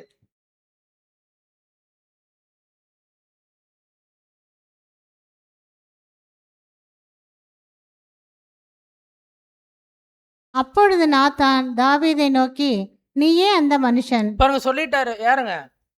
நீங்க தான் அந்த மனுஷன் சொல்லிட்டாரு. தாவீதுனுடைய வாழ்க்கையில அவர் என்ன செய்ய வேண்டி இருக்குது? இப்போ அவருடைய வாயின் வார்த்தையின்படி ஒரு ஆட்டுக்கு பதிலா 4 ஆடை என்ன செய்ய வேண்டியிருக்குன்னா அவருக்கு கொடுக்கணும் இல்லைங்களா? நடந்துச்சுங்களா? நடந்துச்சா இல்லைங்களா? நடந்துச்சு. நம்ம பார்க்கிறோம் அன்பான சகோதரர் சொல்லி அவருடைய 4 குமாரர்கள், அவருடைய குமாரர்கள் அநேகர் இருக்கிறாங்க. அதுல அங்க மிக மோசமான ஒரு சூழ்நிலையில இறங்கக்கூடிய ஒரு 4 குமாரர்கள் நம்ம பார்த்தோம்னா, முதலாவது யாருன்னா அந்த குழந்தை இல்லைங்களா? அந்த குழந்தை எப்படித்தான் இறந்து போயிட்டாங்க? மிகவும் நோய்வாய்ப்பட்டு அங்க என்ன பண்ணிட்டாங்கன்னா அங்க இறந்து போகக்கூடியவர்களாக இருந்தாங்க. ரெண்டாவது நம்ம பார்க்கும்போது அம்மோன். அம்மோன் என்ன பண்ணாருங்க? பாருங்க, தன்னுடைய சகோதரியினுடைய காரணமாக, தாமார் அவருடைய காரணமா என்ன பண்ணிட்டாங்கன்னா, தன்னுடைய சகோதரன் கையால, அப்சலோம் கையால என்ன பண்ணிட்டாருங்க? அங்க பட்டயத்தினால அங்க மடிந்து போனவராக அங்க இருக்கிறார். அப்சலோம் அப்சலோம் என்ன பண்ணிட்டாருங்க? அவரு தன்னுடைய தகப்பனுக்கு விரோதமாக அவரே என்ன பண்ணிட்டாருன்னா, ராஜாவாக அங்க மாறுவதற்கு அங்க முயற்சி எடுக்கிறாரு. அப்போ என்ன நடக்குது? தாவீதினுடைய படைத்தளபதியாக இருக்கக்கூடிய யோவாப் அவருடைய கைகள்ல ஈட்டியினால் என்ன செய்யப்படுறாருங்க? மரிச்சு போறார். 4வது அதோனியா. அதோனியா என்ன பண்ணிட்டாருங்க? சாலமோனுடைய காலப்பகுதியில வரும்போது, அங்க முதலாவது சாலமோன்ட்ட அவர் மன்னிப்பை பெற்றுக்கொண்டாலும், மறுபடியும் என்னத்தான் பண்ணிட்டாருங்க? புது ஐடியா, புது பிளானு. ஆனா நோக்கம் அதே தான் இல்லைங்களா? அதோட வரும்போது மறுபடியும் என்ன பண்றாங்கன்னா, பெனாயாவை அனுப்பி அங்க சாலமோன் என்ன பண்றாருன்னா, அவரை அங்க கொன்று போட சொல்றார். 4 டைம் இல்லைங்களா? 4 தணையாக என்ன பண்ணியிருக்காருன்னா, அங்க திரும்ப கொடுத்தல் அங்க பார்க்கிறோம் அன்புக்குரிய சகோதர சகோதரி. அப்ப தேவனுடைய நீதி எப்படி இருக்குது பாருங்க. பழைய ஏற்பாட்டினுடைய காலப்பகுதியில அநேக உதாரணங்கள் இன்னும் இருக்குது. இப்படி அநேக உதாரணங்கள ஒவ்வொரு உதாரணம் எடுத்து பார்க்கும்போதும், தேவனுடைய நீதியை பார்க்கும்போது எப்படி இருக்குதுங்க? ஒரு பயம் வருது. ரொம்ப அன்பானவர் தான், இரக்கம் உள்ளவர் தான். ஆனா அவருடைய நீதி எப்படி இருக்குதுன்னு பார்க்கும்போது ரொம்ப பயமா இருக்குதுங்க.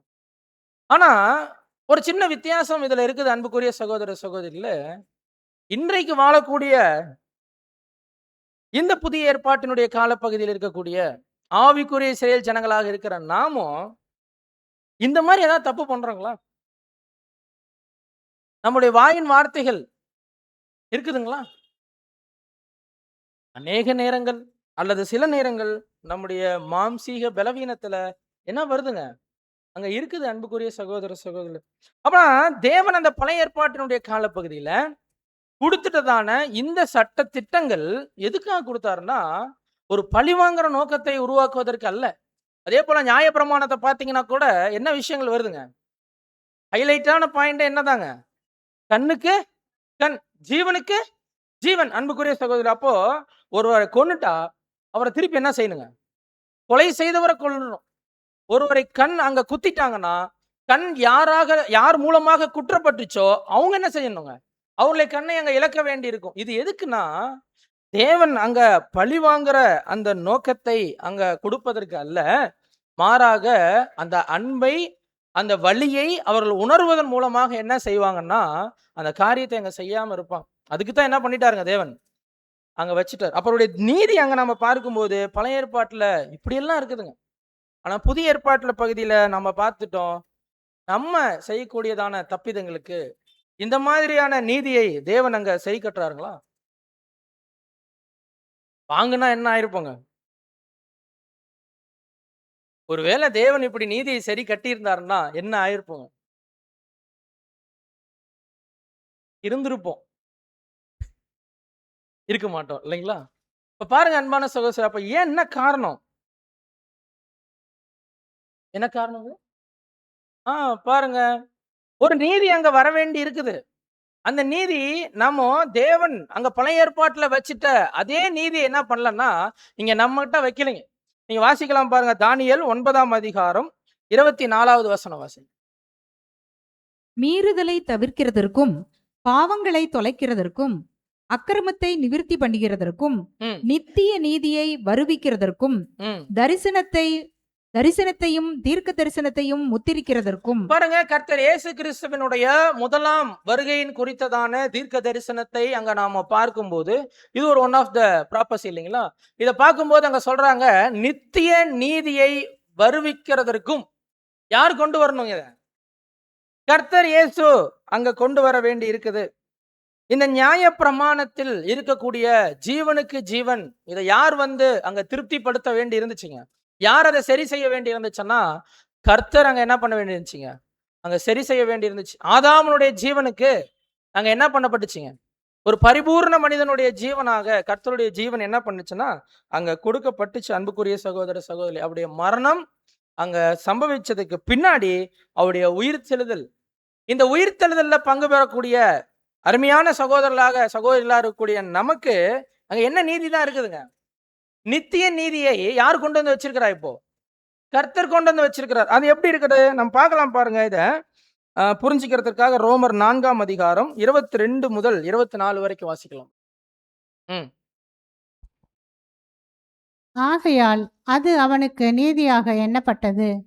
அது அவனுக்கு நீதியாக எண்ணப்பட்டது என்பது அவனுக்காக மாத்திரமல்ல, நமக்காகவும் எழுதப்பட்டிருக்கிறது. பாருங்க, இது ஆபிரகாமை குறித்து அங்க பேசிட்டு இருக்கிறாங்க. இது ஆபிரகாமுக்கு மட்டும் நீதியாக இல்ல, அவரோடு கூட யாருக்கும் இருக்குதுங்களா நீதியா? நமக்கும் அங்க நீதியாக எழுதப்பட்டிருக்குது. தொடர்ந்து வாசிங்க. நம்முடைய கர்த்தராகிய இயேசுவை மரித்தோரிலிருந்து எழுப்பினவரை விசுவசிக்கிற நமக்கும் அப்படியே எண்ணப்படும். பாருங்க, கர்த்தர் இயேசு கிறிஸ்துவின் மூலமாக அவரை விசுவாசிக்கிற நமக்கும் என்னப்படுதுன்னா அப்படியே எண்ணப்படுது. இந்த நித்திய நீதியை அங்க என்ன செய்யறாங்கன்னா, அங்க நம்முடைய வாழ்க்கையில அங்க கர்த்தர் கொண்டு வந்து வச்சிருக்கிறார். அவருடைய ரத்தம் என்ன பண்ணிட்டு இருக்குதுங்க? அவருடைய ஈடுபலி, அவருடைய ஈடுபலியினுடைய புண்ணியம் என்ன பண்ணதுன்னா நமக்காக என்ன செஞ்சுட்டு இருக்கிறாரு? என்ன பண்றாரு? பரிந்து பேசிக்கொண்டு அங்க இருக்கிறதை நம்மால பார்க்க முடியுது. அன்பான சகோதர சகோதரி, நிறைய தவறுகள் இருக்குது இல்லைங்களா? உடனுக்குடனே அங்க தண்டனைகள் என்ன செய்யறது இல்லைன்னா அங்க நமக்கு கிடைக்கிறது இல்லை. என்ன காரணம் என்று பார்க்கும்போது கர்த்தர் இயேசு கிறிஸ்துவனுடைய ரத்தத்தினால நீதிமான்கள் ஆக்கப்பட்டு இருக்கிறோம் இல்லைங்களா? இந்த நீதிமான்கள் ஆக்கப்பட்டு இருக்கிறோம் என்று சொல்ற போது இப்ப நாம செலுத்தக்கூடிய பலி இருக்கு இல்லைங்களா?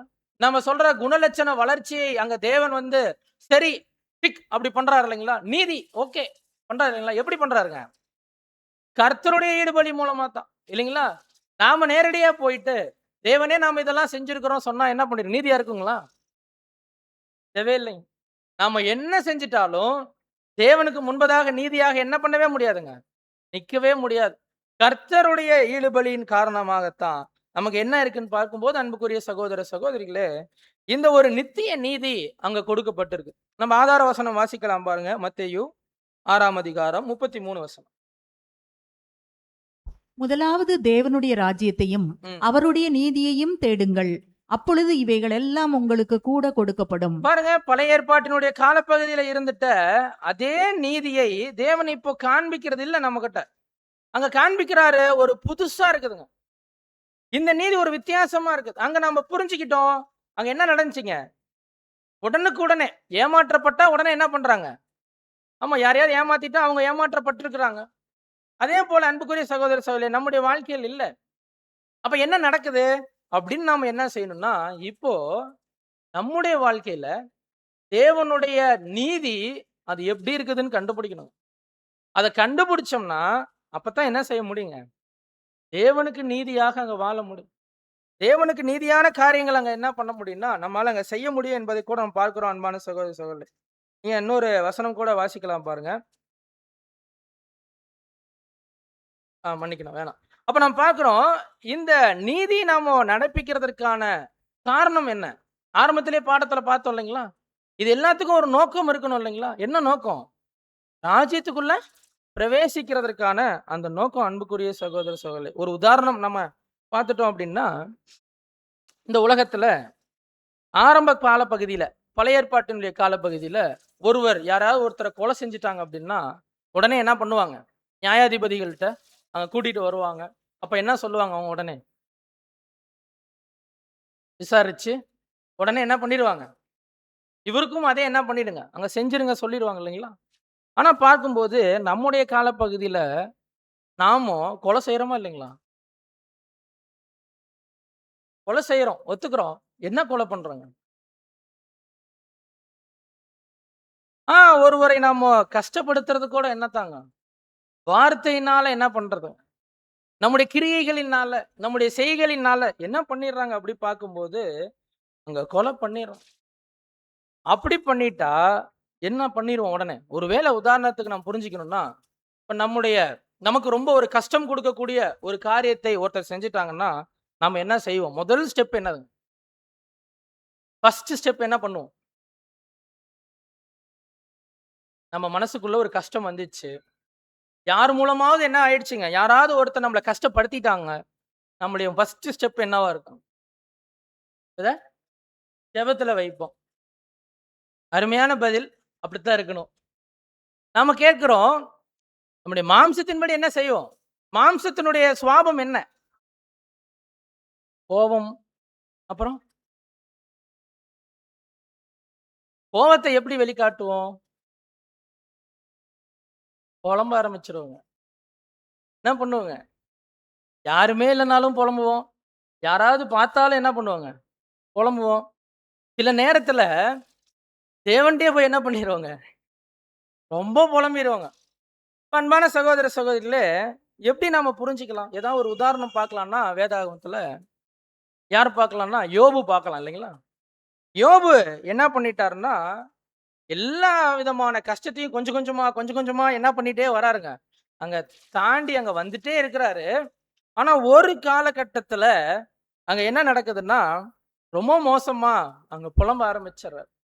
இந்த புலம்பல் என்ன பண்ணவே கூடாதுங்க. ஆமா, நம்ம வாழ்க்கையில வந்துடவே கூடாது. இந்த புலம்பல் எதுக்கு நேரா கொண்டு போய் விட்டுரும் அப்படின்னு சொல்லி பார்க்கும்போது, சுயநீதி பேசுறதுக்கு கொண்டு போய் விட்டுருங்க. இல்லைங்களா? அப்ப பாரு, ஒரு உதாரணம் பார்க்கும்போது, இங்க சகோதரர் அந்த ஒரு உதாரணத்தை வைக்கிறாரு.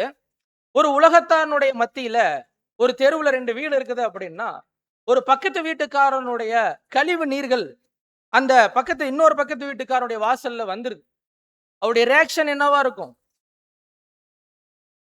என்னவா இருக்கும்? இருக்கீங்களா? என்னவா இருக்கும்? கோபம் வரும். என்ன செய்வாங்க உடனே? சண்டை வரும். அன்பான சகோதர, சகோதரிகளே, அதே இடத்துல அதே பக்கத்து வீட்டுக்காரர் இருக்கிறாரு. ஆனா பக்கத்துல நாம இருக்கிறோம். ஒரு புது சிருஷ்டியா நாம இருக்கிறோம். என்ன வித்தியாசம் காமிக்கும்? பாருங்க அன்புக்குரிய சகோதர, சகோதரிகளே, ஒரு வித்தியாசம் அங்க காண்பிக்க வேண்டியது இருக்குது இல்லைங்களா? உலகத்தாரை போல நாம என்ன பண்ணிட முடியாதுங்க. எடுத்த உடனே என்ன பண்ணிட முடியாதுன்னா, அங்க போய் எதுவுமே பேசிட முடியாது. அதே போல அன்புக்குரிய சகோதர, சகோதரிகளே, அங்க நம்ம கவனிக்கிறோம், இந்த சண்டைகள், இந்த புலம்பல்கள் இதெல்லாம் என்ன பண்ணிடக்கூடாதுன்னா, அங்க வந்துடக்கூடாது. இத பெருசா அங்க சகோதரர் வந்து அங்க எக்ஸ்பிளைன் பண்ணக்கூடியவராக அங்க நம்ம பார்க்கிறோம். அன்பான சகோதர, ஒரு கட்டத்துல என்ன பண்ணிட்டாருன்னா, ரொம்ப புலம்புறாரு யோபு. அவரு புலம்பலினுடைய மீறுதல்ல என்ன பண்றாருன்னா, ரொம்ப அழகா என்ன சொல்றாரு, நான் தேவனை காட்டிலும் எப்படிப்பட்டவன் தெரியுங்களா? நீதியானவன் என்று அங்க பேசக்கூடிய அளவிற்கு என்ன பண்ணிடுறாருன்னா, யோபு போறார். அன்பான சகோதர, சகோதரி, நீ வாசிக்கலாம் பாருங்க. யோபு 33ஆம் அதிகாரம் 9 மற்றும் 10 வசனங்கள். நான் மீறுதல் இல்லாத சுத்தன், நான் குற்றமற்றவன், என்னில் அக்கிரமம் இல்லை. என்ன சொல்றாருங்க? அப்படி ஏதாவது ஒரு மனுஷன் இருக்க முடியுங்களா? அவர் சொல்றாரு பாருங்க, நான் மீறுதல் இல்லாத சுத்தன், நான் குற்றமற்றவன், என்னல என்ன இல்லைங்க. தாவீது சொல்றாரு, நாம உருவாகும் போதே எப்படித்தான் உருவாகுறங்களாம். பாருங்க, இவர் சொல்றாரு அவரு சுத்தமா இருக்கிறாருங்க. எந்த அளவுக்கு போயிட்டாரு பாருங்க. என்ன காரணம்னா, இவருடைய நண்பர்கள் எல்லாம் வந்து என்ன பண்றாங்க, அப்பப்போ வந்து பேசிட்டே போவாங்க இல்லைங்களா? என்ன சொல்லுவாங்கன்னா, ஏதாவது பண்ணிருப்ப யோபு, ஏதாவது பண்ணிருப்ப. இல்லாம என்ன செய்ய மாட்டார் தேவன், செய்ய மாட்டார், சொல்லிக்கிட்டே இருப்பாங்க. மனுஷன் என்ன ஆயிடுவார்னா, தேவனை காட்டிலும் நம்ம நீதி உள்ளவர்ன்றதை அங்க பேச ஆரம்பிச்சார். 10வது வசனம். இதோ என்னில் அவர் குற்றம் பிடிக்க பார்க்கிறார், என்னை தமதுக்கு சத்துருவாக எண்ணிக்கொள்கிறார். பாருங்க, தேவன் யோபுவை சத்துருவா நினைச்சிட்டு யோபு கிட்ட குற்றம் கண்டுபிடிக்க பாக்குறாராம். ஆனா யோபு எப்படி இருக்கிறாருங்களாம்? ரொம்ப சுத்தமா இருக்கிறாருங்களாம், அக்கிரமம் இல்லாம இருக்கிறாருங்களாம், சுயநீதி பேசுறாரு. பாருங்க அன்புக்குரிய சகோதர, சகோதரர், என்ன பேசணும்? தேவன் நீதி அங்க வச்சிருந்தா இந்த வார்த்தை என்ன பண்ணிருக்காதுங்க, அங்க வந்திருக்காது. நம்ம பார்க்கிறோம் அன்பான சகோதர, சகோதரர், இந்த நேரத்துல இப்ப யோபு கிட்ட இந்த ஒரு மனநிலையில தேவனுடைய வார்த்தை டைரக்டா என்ன பண்ணலைங்க, கடந்து வரல. மாறாக அங்க யார் மூலமாக வருதுன்னு பார்க்கும்போது எலிகு. எலிகு தெரியும் இல்லைங்களா? யாருங்க? அங்க இருந்ததிலே அவர் தான் யாருன்னு பார்க்கும்போது ஒரு வயது சிறிய ஒரு நபராக அங்க காணப்படுறார். நீங்க அதை பார்க்கணும்னா யோபு 32ஆம் அதிகாரம் 4 மற்றும் 6 வசனங்கள்ல உங்களால அங்க கவனிக்க முடியும். அவர் ரொம்ப வயது குறைந்தவராக இருக்கிறாரு. இவர்கள் எல்லாம் அங்க பேசிக்கிட்டு இருக்கும்போது இவங்க பேசுற வரைக்கும் அவர் என்ன பண்ணிட்டு இருக்காருன்னா அங்க வெயிட் பண்றார். 5வது வசனம் 6வது வசனம் போடுங்க. வாசிங்க. ஆதலால் பரகேயேலின் குமாரன் எலிகு என்னும் பூசியன் பிரதியுத்தரமாக, நான் இளவயதுள்ளவன், நீங்களோ விருத்தாப்பியர், ஆகையால் நான் அஞ்சி என் அபிப்பிராயத்தை உங்களுக்கு முன்பாக வெளிப்படுத்த பயந்திருந்தேன். பாருங்க, அவரு கொஞ்சம் யோசனை பண்ணிட்டு இருக்கிறாரு. இதை நம்ம பேசலாமா வேணாமா? காரணம் என்னன்னா, இளம் வயது உள்ளவன். ஏன்னா மனுஷருடைய பார்வை எப்படித்தான் இருக்குதுங்க, எப்படித்தான் இருக்கும். யாராவது திடீர்னு ஒரு குழந்தை வந்து நம்ம கிட்ட ஏதாவது ஒரு அறிவுரை சொன்னா நம்ம ஏத்துக்கோங்களா? அது சரியாவே இருந்தா கூட என்னத்தான் பண்ணுவோம்? ஃபர்ஸ்ட் அந்த குழந்தைக்கு இது தெரியுமா, அது சரியா இருக்குமா அப்படின்றதெல்லாம் என்ன பண்ணுவாங்க, அங்க யோசிக்கக்கூடியவர்களாக இருப்போம். ஆனா இந்த விஷயத்தை அங்க வாசிக்கும் போது நம்ம ஒரு விஷயம் கவனிக்கிறோம். வேதாகமத்துல எப்போதெல்லாம் மிகப்பெரிய பிரச்சனைகள் அங்க காணப்படுதோ, அப்பெல்லாம் தேவன் பயன்படுத்தக்கூடிய பாத்திரங்கள் எப்படித்தான் இருக்கிறாங்கன்னா, அங்க இளம் வயது சகோதரர்களாகத்தான் காணப்படுறாங்க. தாவீது பார்க்கலாம் இல்லைங்களா, இங்க எலிகு பார்க்கலாம், தானியேல் பார்க்கலாம். அநேக உதாரணங்கள் அங்க வேதாகமத்துல அங்க அப்படித்தான் இருக்குது என்பதை பார்க்கிறோம் அன்பான சகோதர சொல்லு. ஏன்னா தேவன் எப்படி பார்க்கறது இல்ல, எப்படி பார்க்கறது இல்ல. தாவீதுடைய விஷயத்துல நம்ம பார்க்கிறோம் இல்லைங்களா, மனுஷர் பார்க்கிற விதமா நான் என்ன பண்ணல, அங்க பார்க்கல என்று அங்க சொல்றார் அன்பான சகோதர சகோதரி. அப்ப பாருங்க, இங்க யோபு என்ன பண்ணிட்டாரு, அங்க சுயநீதி பேசிட்டு இருக்கிறாரு. அதற்கு இப்போ எலிகு அங்க பதில் கொடுக்கிறாரு பாருங்க. வாங்களா, இதெல்லாம் அங்க சொல்லக்கூடியவராக இருக்காரு பாருங்க. இதுக்கு எலிகுவுடைய வார்த்தைகள் எப்படி இருக்குது பாருங்க, வாசிங்க. 35:2. என் நீதி தேவனுடைய நீதியை பார்க்கிலும் பெரியதென்று நீர் சொன்னது நியாயம் என்று எண்ணுகிறீரோ? பாருங்க, கேட்கிறாரு, உங்க நீதி தேவனுடைய நீதியை காட்டிலும் பெருசுன்னு நீங்க சொல்றீங்களா? தேவ நீதியை காட்டிலும் உங்க சுயநீதி பெருசுன்னு நீங்க பேசிட்டு இருக்கிறீங்களா யோபு? கொஞ்சம் யோசிச்சு பாத்தீங்களா என்ன பேசுறீங்கன்னா? பேசுறாரு அன்பான சகோதர சகோதரி. பாருங்க, இன்னொரு வசனம் கூட வாசிக்கலாம். ரொம்ப ஓப்பன் ஸ்டேட்மெண்ட்ல சொல்றாரு. 35:7. நீர் நீதிமானாயிருந்தால் அதனாலே அவருக்கு என்ன கிடைக்கும்? இப்போ என்ன பிரயோஜனம் இருக்குது? நீங்க நான் நீதியா இருக்கிறேன்னு சொல்றீங்கல்ல, தேவனுக்கு இதனால என்ன பிரயோஜனம் இருக்குது இல்லைங்களா? உம்முடைய கைகள்ல ஏதாவது லாபத்தை எதிர்பார்த்து நீங்க நீதிமானா இருந்தே ஆகணும் என்று சொல்லி தேவன் அங்க எதிர்பார்த்துட்டு இருக்கிறாருன்னு நினைக்கிறீங்களா யோபு? ஒண்ணுமே இல்ல. நீங்க உங்க மனசுக்குள்ள இருக்கக்கூடிய அந்த சுயநீதி என்ன பண்ணுங்க, முதல்ல எடுத்து போடுங்க. பேசுறாரு. இவ்வளவு நேரம் யோபுனுடைய மனநிலை எப்படி இருந்துருச்சுன்னா, தன்னுடைய பாயிண்ட் ஆஃப் வியூல அவர் எப்படி இருக்கிறாரு என்பதுதான் என்ன பண்ணிட்டு இருந்தாருங்க, யோசனை பண்ணிட்டு இருந்தாரு. இப்ப எலிகியூனுடைய வார்த்தை வந்ததுக்கு அப்புறம் இப்பதான் என்ன பண்றாருன்னா, அந்த இன்னொரு பக்கம் இருக்கக்கூடிய அந்த ஒரு பாயிண்ட என்ன பண்றாருங்க, நியாயத்தை அங்க யோசிக்கக்கூடியவராக அங்க காணப்படுறாரு. அப்போ இவருடைய சுய நீதி என்ன ஆகுதுங்க, உடைஞ்சு போகுது. அன்புக்குரிய சகோதர சகோதரி, தேவனுக்கு முன்னாடி என்ன பண்ணவே முடியாதுங்க. நம்முடைய சுய நீதியை, இந்த உலகத்தின்படியான நீதி அங்க வைக்க முடியுங்களா?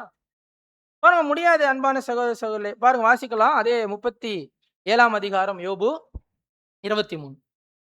சர்வ வல்லவரை நாம் கண்டுபிடிக்க கூடாது. சொல்றாரு எலிகு, சொல்றாரு பாருங்க, சர்வ வல்லவரை என்ன பண்ண முடியாது நம்மளால, அதை கண்டுபிடிக்கவே முடியாதுப்பா நம்மளால. வாசிங்க. அவர் வல்லமையிலும் நியாயத்திலும் பெருத்தவர். பாருங்க, இவரு சொன்னார் இல்லையா, இப்ப இவரு சொல்றாரு, அவர் வல்லமையிலும் நியாயத்திலும் எப்படி இருக்கிறாருங்க, பெருத்தவர். அவர் மகா நீதிபரர். உங்க நீதியெல்லாம் என்னங்க, அதெல்லாம் நீதியே இல்ல. அவர் மகா நீதிபரர். அவர் என்ன செய்ய மாட்டார், ஒடுக்க மாட்டார். அவர் ஒடுக்க மாட்டார். யோபு, நீங்க இவ்வளவுக்கும் காரணம் ஏதோ தேவன் வேணும்னு என்ன பண்ணிட்டு இருக்கிறாருங்க, அங்க செஞ்சுட்டு இருக்கிறாரு நினைக்காதீங்க. அவர் அப்படிப்பட்டவர் இல்ல. அப்படி பேசுறாரு. இந்த சம்பவம் முடிஞ்சு 37ஆம் அதிகாரம் முடிஞ்சு எலிகனுடைய வார்த்தைகள் முடிஞ்ச உடனே தான் யார் வந்து பேசுறாரு தெரியுங்களா, தேவன் வந்து அங்க பேசுறார். அந்த உணர்வு கொஞ்சம் அங்க யோபு கிட்ட அங்க வரும்போதுதான் தேவனுடைய வார்த்தை என்ன பண்ணுதுங்க, கடந்து வரக்கூடியதாக இருக்குது. அன்பான சகோதரர்களே, ஒருவேளை அங்க உணர்வே இல்லாம போயிட்டோம்னா என்ன ஆகுதுங்க? யோபு உணரவே இல்லை, என்னத்தான் பண்ணிருக்கோங்க பாருங்க. அன்பான சகோதர சகோதரி, ரொம்ப கவனிக்கணும். இதெல்லாம் உணர்வுள்ள ஒரு விஷயத்தை அங்க நம்ம இருக்கணும், உணர்வுள்ள இருதயத்தோடு இருக்கணும். பாருங்க, இப்ப அங்க கர்த்தர் பேசுறாரு. அடுத்த வசனம் வாசிங்க. 2:42 யோபு இருக்கா? சரி, இல்ல பரவாயில்ல. அப்ப பாக்குறேன், ஏசாயா 64:6 கூட போடும். ஏசாயா 64:4. வாசிங்க. நாங்கள் அனைவரும் தீட்டானவர்கள் போல இருக்கிறோம். எங்களுடைய நீதிகள் எல்லாம் அழுக்கான கந்தை போல இருக்கிறது. பாருங்க, எந்த ஒரு நிலைமைக்குள்ள நம்முடைய சிந்தை இருக்கணும் பாருங்க. இவ்வளவு உதாரணம் நம்ம பார்த்தோம் இல்லைங்களா, இல்ல யோபுக்கு கூட நம்ம பார்த்திருக்கிறோம். நம்முடைய நீதிகள்லாம் எப்படி இருக்குதுங்க, அழுக்கான அழுக்கான கந்தை. அதை நம்மளால என்ன செய்ய முடியாது. போட்டு போவோங்களா நாமோ? அழுக்கான கந்தை எடுத்து போட்டு போவோமா? ரொம்ப இப்போ ஒரு வெள்ளை ட்ரெஸ் இந்த மாதிரி இருக்குன்னு வச்சு, ஃபுல்லா சேரும் சகதியுமா அடிச்சிருக்கு, அப்படியே போட்டு ரொம்ப பெருமையா நடந்து போவாங்களா? பாருங்க, அப்படித்தான் இருக்குது. சில நேரங்கள்ல நம்முடைய சுய நீதியை நம்ம பேசிட்டு, நான் எப்படி இருக்கிறேன், கரெக்டா இருக்கிறேன் அப்படின்னு நினைச்சிட்டோம்னா, இந்த அழுக்கான கந்தை என்ன பண்ணிட்டு இருக்கிறோங்களாம், போட்டுட்டு இருக்கிறோம். ஆனா கர்த்தர் அவர் நமக்கு அருமையான ஒரு வஸ்திரம் கொடுத்திருக்கிறாருங்க. அந்த வஸ்திரத்தை அநேக நேரங்கள்ல என்ன பண்ணிடுறாங்க, பத்திரமா இருக்கட்டும் கரையாயிரும்னு சொல்லி என்ன பண்ணிடுறாங்களா. அப்ப பதர் அப்படிதான் சொல்றாருங்க. இந்த பாடத்தை எழுதக்கூடிய சகோதரர் சொல்லும்போது அநேக நேரங்கள்ல இந்த நீதிமான் ஆக்கப்பட்ட நிலைமையை அங்க உணராமலேயே என்ன பண்ணிடுறாங்கன்னா, இந்த அழுக்கான கந்தையோடயே என்ன பண்ணிட்டே இருக்கிறது, அதை சுத்திட்டே இருக்கிறது. இப்ப நம்ம கவனிக்கும் போது அந்த முன்னாடி சொன்ன அந்த உதாரணத்தை குறித்து அங்க பேசுறாரு. இப்போ நாமோ சொல்லுங்க, எந்த மாதிரியான நீதியை நாமோ அந்த பக்கத்து வீட்டுக்காரர்கிட்ட காமிக்கணும் இல்லைங்களா? உலகத்தார் ஒரு நீதி காமிச்சிட்டாங்க, உடனே என்ன பண்ணுவாங்க, ரொம்ப அருமையா ரொம்ப பாசமா அங்க கூப்பிட்டு சொல்லுவாங்களா? இருக்காது. அவருடைய நீதி எப்படி இருக்கும் பாருங்க. ஏதாவது ஒரு பிரச்சனை அப்படின்னா இந்த சுய நீதி இல்லைங்களா, இந்த உலகத்துல இருக்கக்கூடிய இந்த நீதி இருக்கு இல்லைங்களா, இந்த உலகத்தார் காமிக்கிறாங்க இல்லைங்களா, இந்த நீதிய புடிச்சிட்டோம்னு வச்சுக்கோங்க, எதை விட்டுருவோம், தேவ நீதியை அங்க விட்டுருவோம். அன்புக்குரிய சகோதர சகோதரி, மாறா நம்ம என்ன பண்ணிடணும், தேவ நீதி நம்முடைய வாழ்க்கையில எப்படி கடந்து வருது, கர்த்தர் இயேசு கிறிஸ்துவின் மூலம் நம்முடைய தவறுகளுக்கு தேவன் எப்படி நீதி செய்யறாரு, அவருடைய அன்பு எப்படி காணப்படுது, இவைகளையே நாம என்ன செய்ய வேண்டியிருக்குது அப்படின்னா, அங்க மற்றவர்களுக்கு அங்க காண்பிக்க வேண்டியது ரொம்ப அவசியமாக இருக்கு.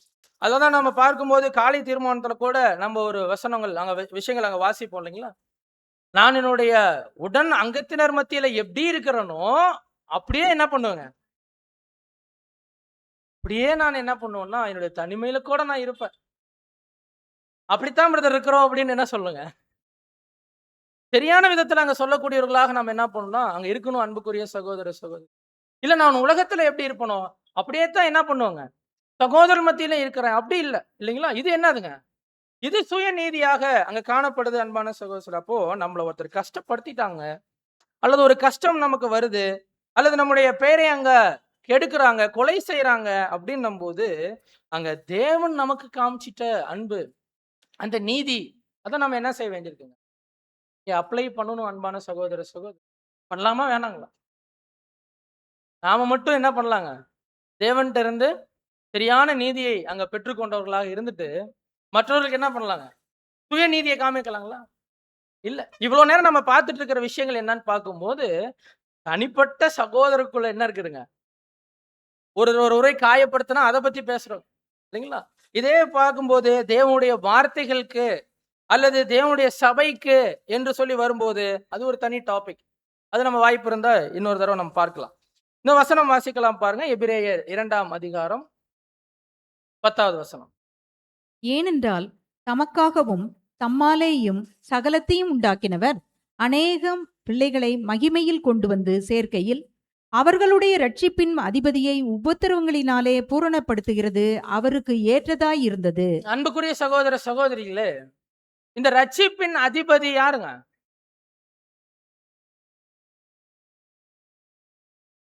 ஒரு 2-3 பேருடைய சத்தம் தான் என்ன பண்ணுங்க நான் கேட்கு. சில நேரத்துல அன்பான சகோதர சகோதரிகளே, நாம பிசிக்கலா என்ன ஆயிடுவோம், பிரசன்ட் ஆயிடுவோம், மென்டலா என்ன ஆயிடுங்க, ஆப்சென்ட் ஆயிடும். ஆனா தேவன் எதை தான் கேட்கிறாரு தெரியுங்களா, சிந்தையை தான் கேட்கிறார். அநேக நேரத்துல என்ன பண்ணிடுறோம்னா மாம்சத்தை கொண்டு வந்து எங்க வச்சிடறோம், சபையில வச்சுட்டு சிந்தையை கொண்டு போய் எங்க வச்சிடறோங்க. பாருங்க அன்பான சகோதரர், அதனாலதான் என்ன ஆயிடுது அப்படின்னா, என்ன பேசுறாங்க தெரியல, என்ன போகுது தெரியல. அன்பான நம்ம ரொம்ப கவனம் கொடுக்கணும் தேவனுடைய வார்த்தைக்கு. இப்ப பார்க்கலாம், இங்க யாருன்னு பார்க்கும்போது கர்த்தர் இயேசு. கர்த்தர் இயேசு அவர் ரட்சிப்பின் அதிபதி. அவருக்கே என்ன பண்ணுச்சு அப்படின்னா, அவரை பூர்ணப்படுத்துவதற்கு சில உபத்திரவங்கள் என்ன பண்ணுச்சுங்க, அங்க கடந்து வந்துச்சு. அது சில உபத்திரவங்கள் அப்படின்னு சொல்லாமா, இல்ல நிறைய உபத்திரவங்கள் இருந்துச்சுங்களா அவருக்கு? அவருக்கு அநேக உபத்திரவங்கள் இருந்துச்சு. விசேஷமா கவனிச்சோம்னா அவருடைய கடைசி அந்த கால பகுதி கெத்செமனேல இருந்து கல்வாரி வரைக்கும் அநேக விசாரணைகள் அவர் கடந்து போனார் இல்லைங்களா. அநேக கேள்விகள் அங்க இருந்துச்சு. அநேக குற்றச்சாட்டுகள் அங்க இருந்துச்சு. அவரை ரொம்ப காயப்படுத்தினாங்க, உடல் அளவுல, மனதளவுல. ஆனா கர்த்தர் என்ன செஞ்சுட்டாருங்க? கர்த்தர் என்ன பண்ணாருங்க? அங்க கர்த்தர் மேல அநேக குற்றச்சாட்டுகள் வைக்கிறாங்க. இவர் அந்த தேவாலயத்தை இடிச்சு கட்டுவேன் சொன்னாங்க, வைக்கிறாங்க. இவர் ஜீவனுள்ள தேவனுடைய குமாரன் சொல்லி தேவனை என்ன பண்றாருங்க? அங்க தேவனுடைய நாமத்தை தூஷிக்கிறார் சொன்னாங்க. இதுங்கெல்லாம் என்ன பண்ணவே இல்லைன்னா, கர்த்தர் அவருடைய சுய நீதியை அங்க பேசவே இல்லைங்க. பேசியிருந்தாருன்னா எப்படி இருந்திருக்குங்க? இந்த உலகத்துல சுயநீதி பேசுறதுக்கு தகுதியான ஒரு மனுஷனாக பார்த்தீங்க அப்படின்னா யாராத்தான் இருந்திருக்கலாம்? அது கர்த்தர் தாங்க. ஆனா கர்த்தரே என்ன செய்யலன்னா, எந்த சூழ்நிலையும் சுயநீதி பேசவே இல்ல. அன்புக்குரிய தன்னுடைய சொந்த நீதியை பத்தி அவர் பேசவே இல்ல. தான் சரின்னு அங்க நிரூபிக்கவே இல்ல. அங்க என்னதான் பண்ணிட்டாருன்னா, தேவனுடைய நீதி அங்க இருக்குது. அங்க நியாயப்பிரமாணத்தை நிறைவேற்றுவதற்காகவே என்ன பண்ணியிருக்கிறோம்? வந்திருக்கோம். நோக்கத்தை உணர்ந்து, அந்த நோக்கத்திற்காக என்ன செஞ்சுட்டாருன்னா, தன்னை ஒப்பு கொடுத்தவராக அங்க காணப்பட்டார். அன்பான சகோதர சகோதரி. பேதுரு அங்க சொல்லும்போது எப்படி சொல்றாரு பாருங்க. 1 பேதுரு 2ஆம் அதிகாரம் 23வது வசனம். அவர் வையப்படும்போது பதில் வையாமலும் பாருங்க என்ன சொல்றாருங்க. அவர் வையப்படும் போது என்ன பண்ணலீங்களாம்? பேச்சுக்கு பேச்சு என்ன பண்ணல? பேசல. நீங்க என்ன குற்றம் சொல்றீங்கல்ல? நீங்க எப்படிப்பட்டவங்க தெரியுங்களா? பேசுனாங்களா? பேசல. அன்பான சகோதர சகோதரி. சுயநீதி அங்க பேசவே இல்ல. முழுமையாக தேவனுக்கு, தேவனுடைய நீதிக்கு அங்க ஒப்பு கொடுத்தவராக அங்க இருந்தாரு. வாசிக்கலாம் பாருங்க. பாடுபடும்போது பயமுறுத்தாமலும் இந்த வார்த்தை ரொம்ப முக்கியம். ஏன்னா கர்த்தர் அவருக்கு வல்லமை இருந்துச்சா இல்லைங்களா? அவரு காற்றையும் கடலையும் கூட என்ன பண்ணிட்டு இருக்காருங்க? அமைதலா இருந்தா அமைதலா இருக்குது. அவர் பாடுபடும் போது கோபமா திரும்பி பார்த்திருந்தா என்ன இருக்குங்க? ஒரு சாட்டையில அடிக்கிறாங்கன்னா, ஒரு கோபத்தோட திரும்பி பார்த்திருந்தாருன்னா என்ன இருக்கும்? அவர் மனசுல ஏதாவது நினைச்சிருந்தா என்ன ஆயிருக்கும்? அவர் எதுவுமே பண்ணலைங்க. பாருங்க, பயமுடுத்தாமல் நியாயமாய் தீர்ப்பு செய்கிறவர்களுக்கு யாருங்க அது? பிதாவாகிய தேவன். தேவனுக்கு அங்க தன்னை ஒப்புவித்தார். அதே போல அன்புக்குரிய சகோதர சகோதரி, நம்முடைய வாழ்க்கையில வரக்கூடிய ஒவ்வொரு விஷயங்களும் அது தேவன் நம்முடைய வாழ்க்கையில கொடுக்கிற ஒரு அனுமதியா இருக்கலாம் இல்லைங்களா? அல்லது ஒரு பரீட்சையாக இருக்கலாம், அல்லது சாத்தானுடைய சோதனைகளாக இருக்கலாம். இதை நாம உணர்ந்து அந்த காரியத்திற்கு எப்படி ரியாக்ட் பண்ணணும், இது ரொம்ப முக்கியம். அப்புறம் கர்த்தர் கூட எந்த இடத்துல பேசணுமோ அந்த இடத்துல தான் என்ன பண்றாருங்க? பேசுறாரு. எந்த இடத்துல பேசவே கூடாதோ அந்த இடத்துல என்ன பண்ணலைங்க? பேசல. கரெக்ட்டுங்களா? அவர் எந்த இடத்துலலாம் பேசணுமோ அந்த இடத்துல அவர் என்ன பண்ணலைங்க? பேசல. அவருடைய நியாயத்தை, அவருடைய நீதியை அங்க அவர் பேசியிருந்தார் அப்படின்னா, இன்றைக்கும் கர்த்தரை நாம கண்ணால பார்த்துட்டு இருந்திருப்போம் இல்லைங்களா? பண்பான சகோதர சகோதரிகளே, அப்படி இருக்கும்போது அவர் பாருங்க, தேவன் நீதி என்ன, தேவனுடைய சித்தம் என்ன, அதற்கு தன்னை ஒப்பு கொடுத்தவராக, தேவன் நீதியை அங்க தேடினவராக அங்க காணப்பட்டார். அன்புக்குரிய சகோதர சகோதரி, இன்னொரு வசனமோட வாசிக்கலாம் பாருங்க. ரோமர் 12ஆம் அதிகாரம் 17, 18, 19 ஆகிய வசனம். கூடுமானால் உங்களால் ஆன மட்டும் எல்லா மனுஷரோடும் சமாதானமாய் இருங்கள். போதுங்க சிஸ்டர். இப்போ வசனத்துல அப்போஸ்தலனாகிய பவுல் பேசும்போது, அப்போஸ்தலனாகிய பவுலுடைய வார்த்தைகளை கவனிச்சு புரிஞ்சுக்கிறதுக்கே என்ன பண்ணுங்க?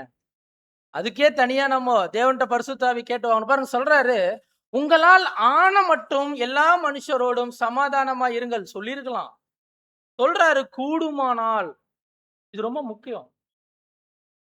ஏன் கூடுமானால்? சில விஷயத்துக்கு என்ன பண்ண முடியாதுங்க, இருக்காதுங்க. அன்பான சகோதர சொல்ல நம்ம உணரணும். தேவ சித்தம் என்னன்றதை தெரிஞ்சுக்கணும். அவருடைய நீதி எப்படி இருக்குதுன்றதை புரிஞ்சுக்கணும். அப்பதான் இந்த உலகத்துக்குள்ள நாம என்ன செய்ய முடியும்னா, கூடுமானால் அந்த சமாதானத்தோட என்ன செய்யலாம்? அங்க கடந்து போலாம். அடுத்த வசனம் வாசிங்க. 18. ஒருவனுக்கும் தீமைக்கு தீமை செய்யாதிருங்கள். எல்லா மனுஷருக்கு முன்பாகவும் யோக்கியமானவைகளை செய்ய நாடுங்கள். பாருங்க, எல்லா மனுஷருக்கு முன்னாடி என்ன பண்ணுங்க? யோக்கியமானவைகளை செய்ய நாடுங்கள். அதை எதிர்பாருங்கன்னு சொல்லல. ஆனா என்ன செய்யுங்க? நீங்க செய்யுங்க. 19. பிரியமானவர்களே, பழிவாங்குதல் எனக்குரியது, நானே பதில் செய்வேன் என்று கர்த்தர் சொல்கிறார். பாருங்க, இங்க பதில் செய்யறது இல்லைங்களா? நம்முடைய நீதியை அங்க நிலைநாட்ட வேண்டும் என்று நினைக்கிறது. நாம சரியாத்தான் இருக்கிறோம் என்று யோபுவை போல அங்க பேசுறது. இவைகள் எல்லாம் என்ன பண்ணாதீங்க? அதை செய்யாதீங்க. மாறாக அதை என்ன பண்ணிடுங்கன்னா, அந்த காரியங்களை எல்லாம் என்ன பண்ணிடுங்க, என்கிட்ட விட்டுருங்க. இல்லைங்களா? அவர் நீதியை எப்படி செய்வார்? நம்ம பாடத்தை ஆரம்பத்துல பார்த்தோம் இல்லைங்களா? எப்படி செய்வாருங்க? ஈக்குவலா பண்ணுவார். எல்லாருக்கும் ஒரு ஈக்குவாலிட்டி ஜஸ்டிஸ் அங்க தேவன் கொடுப்பாரு. நமக்கு தேவன் எப்படி கொடுத்திருக்கிறாரோ, அதைத்தான் நாம என்ன செய்யணுங்க? பிறருக்கு அங்க காமிக்க வேண்டியதாக இருக்குது அன்புக்குரிய சகோதர சகோதரி. அப்ப இன்னைக்கு நாம பார்க்கும்போது, நம்முடைய தலையாகிய கிறிஸ்து, அவர் எப்படிப்பட்டவராக அங்க வாழ்ந்து காமிச்சிருக்கிறாரு. பாருங்க, பழைய ஏற்பாட்டுல அநேக உதாரணங்கள் நம்ம பார்த்துட்டோம். ஆனா நம்முடைய கர்த்தர் அவருடைய உதாரணம் நம்ம பார்க்கிறோம் இல்லைங்களா? அவருடைய பின்னடியார்களா இருக்கக்கூடிய நம்முடைய அருமையான அப்போஸ்தலர்களுடைய உதாரணங்கள் நாம் பார்க்கிறோம். அவங்க என்ன செய்யலைங்க, எந்த இடத்துலயும் பேசலைங்க. பேதுரு நம்ம பார்க்கும்போது அவர் ஒரு தவறு செய்யறாரு. பவுல் என்ன பண்றாருங்க? எல்லாரும் முன்னாடி கடிந்து கொள்றாரு. சுயநீதி பேசலைங்க. கர்த்தர் இருக்கும்போதே கூட, யாக்கோபு அங்க இருக்கும்போது, அங்க சமாரியர்களுடைய காரியங்கள் அங்க வரும்போது அங்க பேசுறாங்க. அக்னி இறங்கி வர செய்யலாமா பேசுறாங்க. கர்த்தர் திட்டுறாரு. அங்க என்ன பண்ணலைங்க? உங்க மேல வச்ச அன்புல தான் கர்த்தர் பேசினேன் சொல்லிருக்கலாமா இல்லைங்களா? பேசல. அன்புக்குரிய சகோதர சகோதரி, சுயநீதி பேசல. ஏதாவது ஒரு காரணம் இருக்கும். தேவன் கர்த்தர் நம்முடைய வாழ்க்கையில செய்யக்கூடிய விஷயங்கள் என்று சொல்லிட்டு என்று தங்களை என்ன பண்ணிட்டாங்கன்னா அங்க ஒப்பு கொடுத்தாரு. இப்படி வாழ்ந்ததுனால நம்ம பாடத்துடைய ஆரம்பத்துல பார்த்த அந்த அப்பாயின்மெண்ட் லெட்டரை ஒருத்தர் நமக்கு முன்னாடியே வாங்கி நம்மகிட்டயே என்ன பண்ணிட்டாருங்க, சொல்லிட்டு போயிட்டாருங்க. அப்பாயின்மெண்ட் லெட்டர் வாங்கிட்டாரு. அதை வாசிக்கும் போது கூட நமக்கு எப்படித்தான் இருக்குதுங்க, ஆசையா இருக்குது. எப்படியாவது நம்முடைய வாழ்க்கையில இந்த ஒரு வார்த்தை, இந்த ஒரு வசனம் அங்க கடந்து வந்துடாதா? இருக்குமா இல்லைங்களா? என்ன வார்த்தைங்க? அப்போஸ்தலனாகிய பவுல் பேசுறார். நல்லதொரு போராட்டத்தை நான் என்ன பண்ணிட்டேன், போராடி ஓட்டத்தை இந்த நாள் எப்ப வரும் அப்படின்னு நாம அவளோடு கூட என்ன பண்ணிட்டு இருக்கிறோங்க. வேற ஒண்ணுமே நம்மளுடைய இருதயத்துல சிந்தையில அங்க என்ன இருக்கக்கூடாது. இல்ல, இதுதான் நம்மளுடைய ஆசை. ஆஃபர் லெட்டர் வாங்கி வச்சுட்டோம். இந்த அப்பாயின்மெண்ட் லெட்டர் வாங்கணுங்க. டேட் ஆஃப் ஜாயினிங் என்ன பண்ணுவாங்க தேவன் 1,44,000 முடியும் போது சொல்லுவார் இல்லைங்களா? அப்ப அன்புக்குரிய சகோதர சகோதரிகளே, இப்படியாக நம்ம இன்றைய நாள்ல கூட அங்க பார்க்கிறோம். ஆதார வசனம் வாசிக்கலாம். முதலாவது தேவனுடைய ராஜ்யத்தையும் அவருடைய நீதியையும் தேடுங்கள். பாருங்க, முதலாவது நாம ராஜ்யத்தையும் நீதியையும் அங்க தேடும் போது அப்புறம் என்ன பண்றாருங்க தேவன்? அப்பொழுது இவைகள் எல்லாம் உங்களுக்கு கூட கொடுக்கப்படும். ஆமா, அப்பத்தான் மற்றவைகள் எல்லாம் என்ன பண்ணுது அப்படின்னா அங்க வரக்கூடிய காரியமாக அங்க இருக்குது என்பதை கூட பார்க்கிறோம். அன்பான சகோதர சகோதரிகளே, நம்முடைய வாழ்க்கையில கர்த்தருடைய முன்மாதிரிகளை, அடிச்சுவடுகளை நாம பின்பற்றி, இந்த நீதியை நாம பின்பற்றி நம்ம என்ன செய்யலாம்? எங்க போலாம்? இப்ப ராஜ்யத்திற்கு செல்ல வேண்டிய ஒரு வழி இருக்குது. அந்த வழி அது யாருதான் பார்க்கும்போது நம்முடைய கர்த்தர் தான் இல்லைங்களா? அந்த கர்த்தரை பின்பற்றி அவர் நமக்கு காமிச்சிட்ட அந்த நீதியை அங்க பின்பற்றி என்ன பண்ணலாங்க? இந்த ராஜ்யத்திற்குள்ள அங்க நம்ம பிரவேசிக்க அங்க நாம என்ன செய்யலாம்னா ஜெபத்தோடு கூட அங்க நம்ம கடந்து போகலாம். அன்பான சகோதர சகோதரி, இப்படியா கூட இன்றைய நாளிலும் தேவன் உங்கள் மத்தியில இப்படி பாடங்களை நாம பகிர்ந்து கொள்வதற்கு அடியனுக்கு அவர் பாராட்டினதான மாபெரும் கிருபைக்காக, தயவுக்காக என்னுடைய உள்ளத்தின் ஆழத்திலிருந்து நம்முடைய பிதாவாகிய தேவனுக்கு கர்த்தர் இயேசு கிறிஸ்துவின் மூலம் நான் நன்றிகளை ஏறெடுத்துக் கொள்கிறேன். மட்டுமல்லாமல் சபையாராகிய உங்கள் அனைவருக்கும் கூட என்னுடைய நன்றிகளை நான் தெரியப்படுத்திக் கொள்கிறேன். இவ்வளவு நேரம் பொறுமையோடு கேட்ட உங்கள் யாவரையும் தேவன் தாமே ஆசீர்வதித்து தொடர்ந்து வழிநடத்துவாராக. ஆமென்.